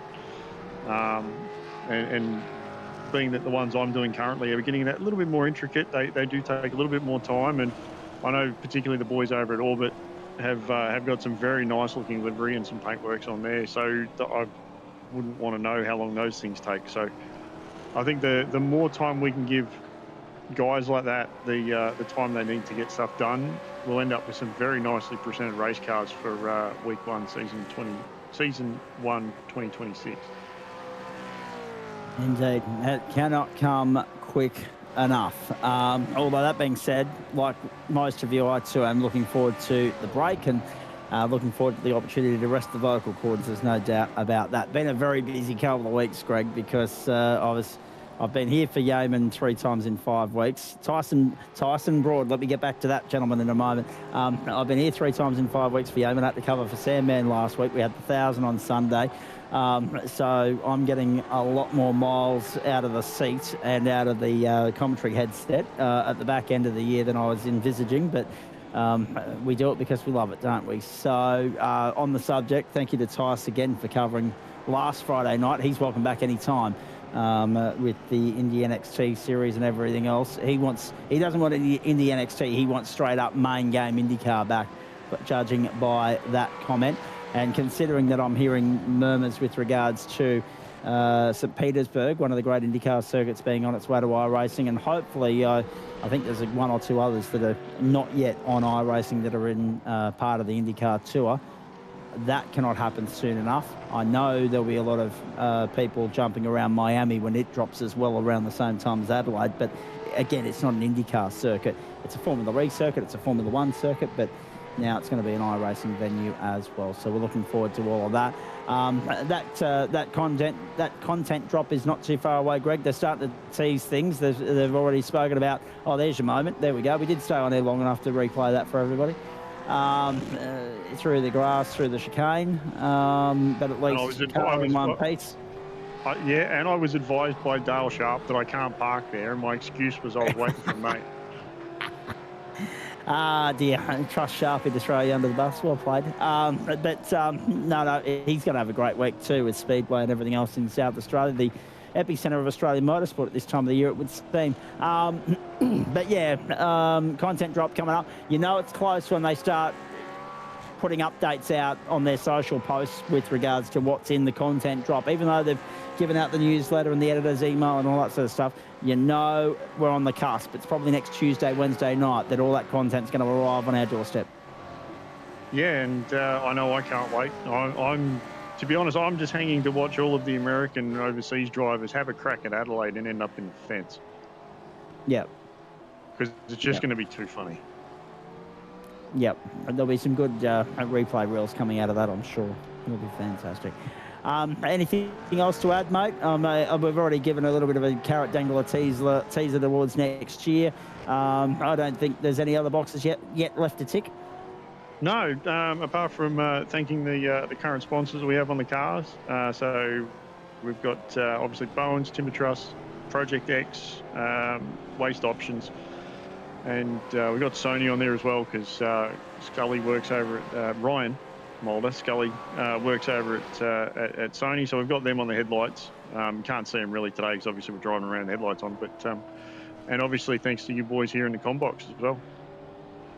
We wouldn't be anywhere else. Well, actually, to be fair, I didn't have a better option tonight. Last week I was drafted in last minute to cover for Sandman, the co-driver clash for the ASRG crew. And so I said it's a quid pro quo because the downside was I couldn't sit there with dinner and watch home and away as had been the plan, the season finale. But the benefit was I then got to watch it after the fact and fast forward through half an hour's worth of ads. So, you know, one of those damned if you do, damned if you don't scenarios.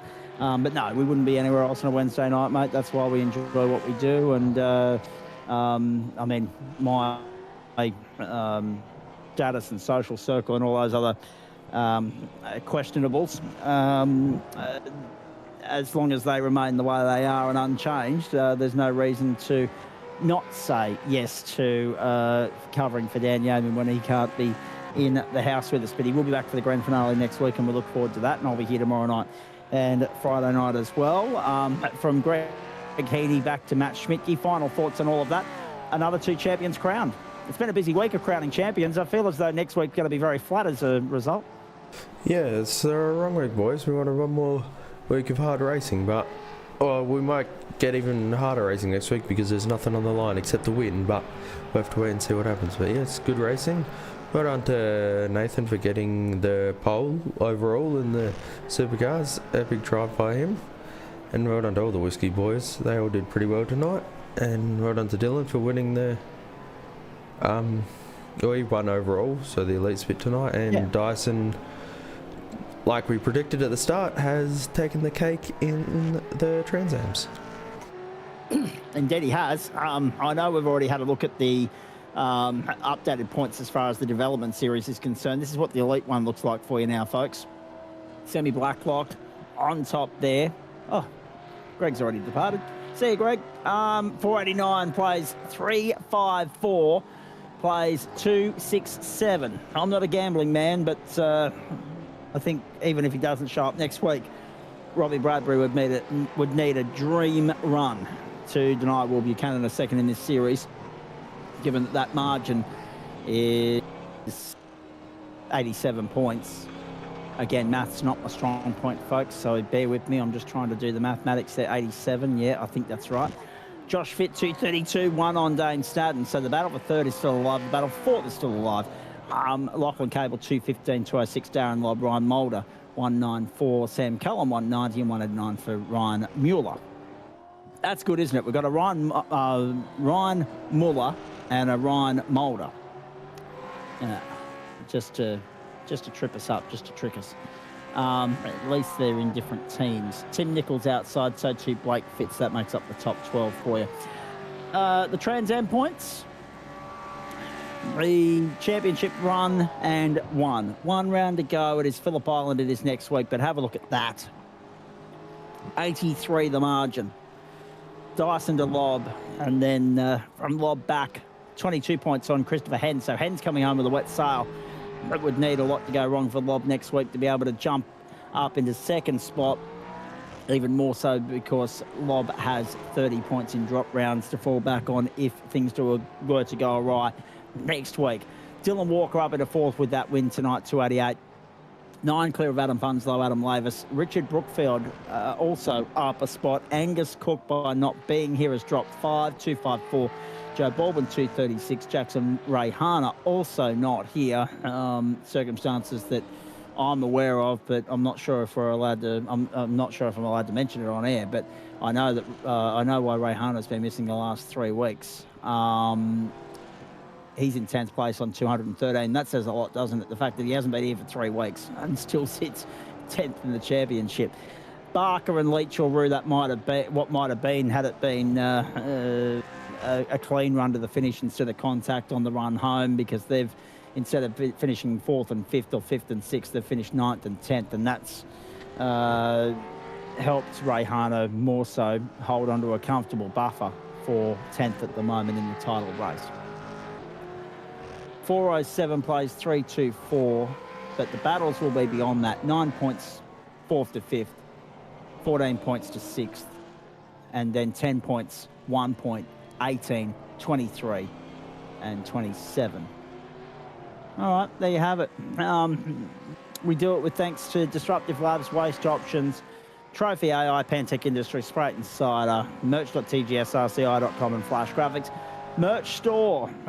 Get your hands on some GSRC paraphernalia before it's too late, before the year is done, ladies and gentlemen. Go there, get amongst it, order a shirt, order a stubby holder, order a bucket hat, whatever you want. The GSRC merch store up and open for business and operation. GSRC merch.myshopify.com, merch.tgsrci.com.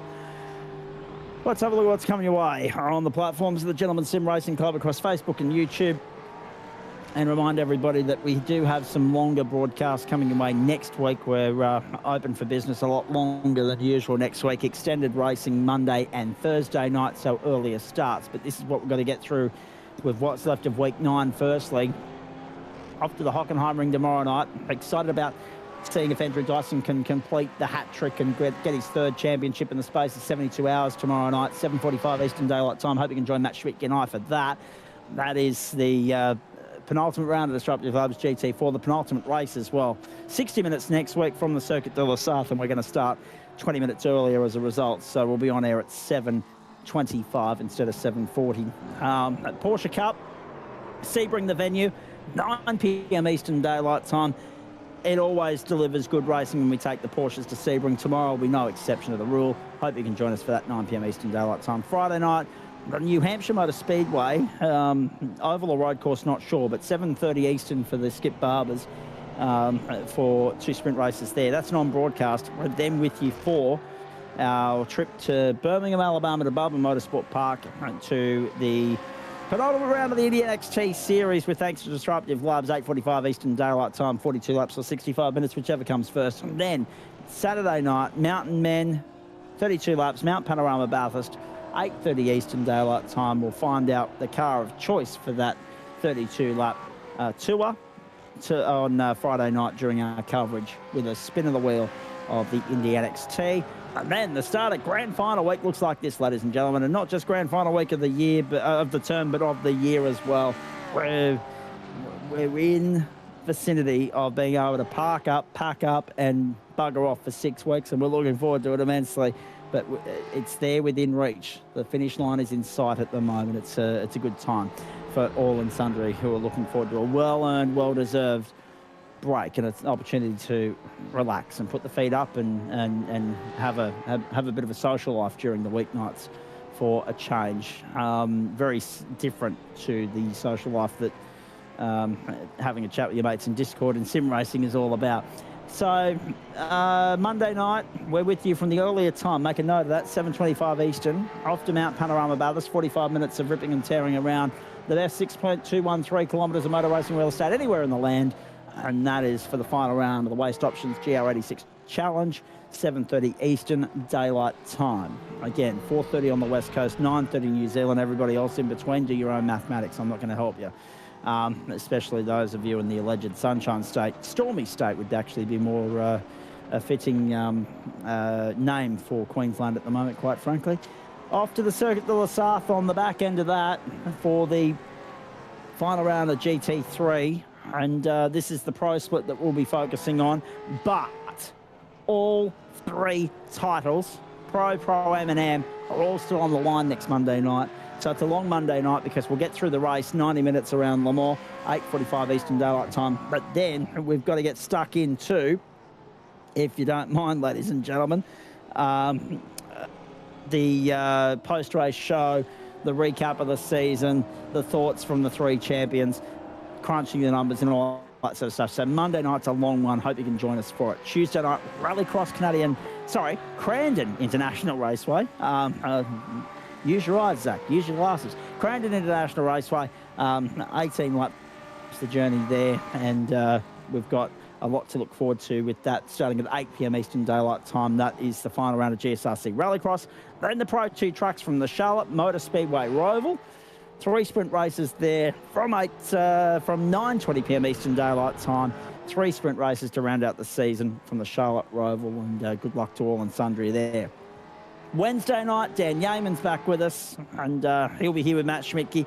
Final round, unless something goes awry and Schmidtke's down for the count, in which case Yeaman will be producer, Caban will be commentator. But no, at this stage, it's Schmidtke and Yeaman with you. It's Wednesday night motorsport. It's a double-header from Phillip Island. We haven't had too many double-headers this year where all our action has come from the same circuit, but it will next Wednesday night. The TransAm's for 45 minutes from 7:45 Eastern Daylight Time. Then on to the 3-race super sprint format for the supercars from the same venue from 9 p.m. Eastern Daylight Time. So make a note of that. We are starting earlier Monday night next week and Thursday night as well. And we're finishing later Monday, Wednesday and Thursday because the Porsche Super Sprint will take us through beyond 10:15 with the racing component alone, let alone anything else that follows. So we're very excited about what's to come. Hope you enjoyed it tonight. We got so immersed in what was going on in our screen there that when I was talking about India and South Africa, and the South Africans have beaten the Indians by 408 runs, by the way, in the second test and won the series 2-0 over there in India. A massive feather in the cap for the Proteas. But I reneged to mention as a result of that there was also, obviously, Sheffield Shield wrapping up today and other things. But tonight there was also a match in the WBBL between the Melbourne Stars and the Hobart Hurricanes. The Hurricanes were chasing 152 for victory. They were bowled out in the 17th over for 114. The Melbourne Stars winning by 37 runs. That's all the time we have for you tonight, ladies and gentlemen. That's all the around the grounds I'm going to do. I know there's probably been some basketball or something else going on tonight, but we won't worry about that. We'll just say goodbye at this point. Hope you can join us again tomorrow night on the platforms of the Gentlemen's Sim Racing Club across Facebook and YouTube for the continuation of week 9 of term 4 of 2025. And of course, we hope you'll enjoy what's left of this season, not just through week 9, but into week 10 as well. Night 3 delivered the goods. Andrew Dyson wrapping up his second championship of the term.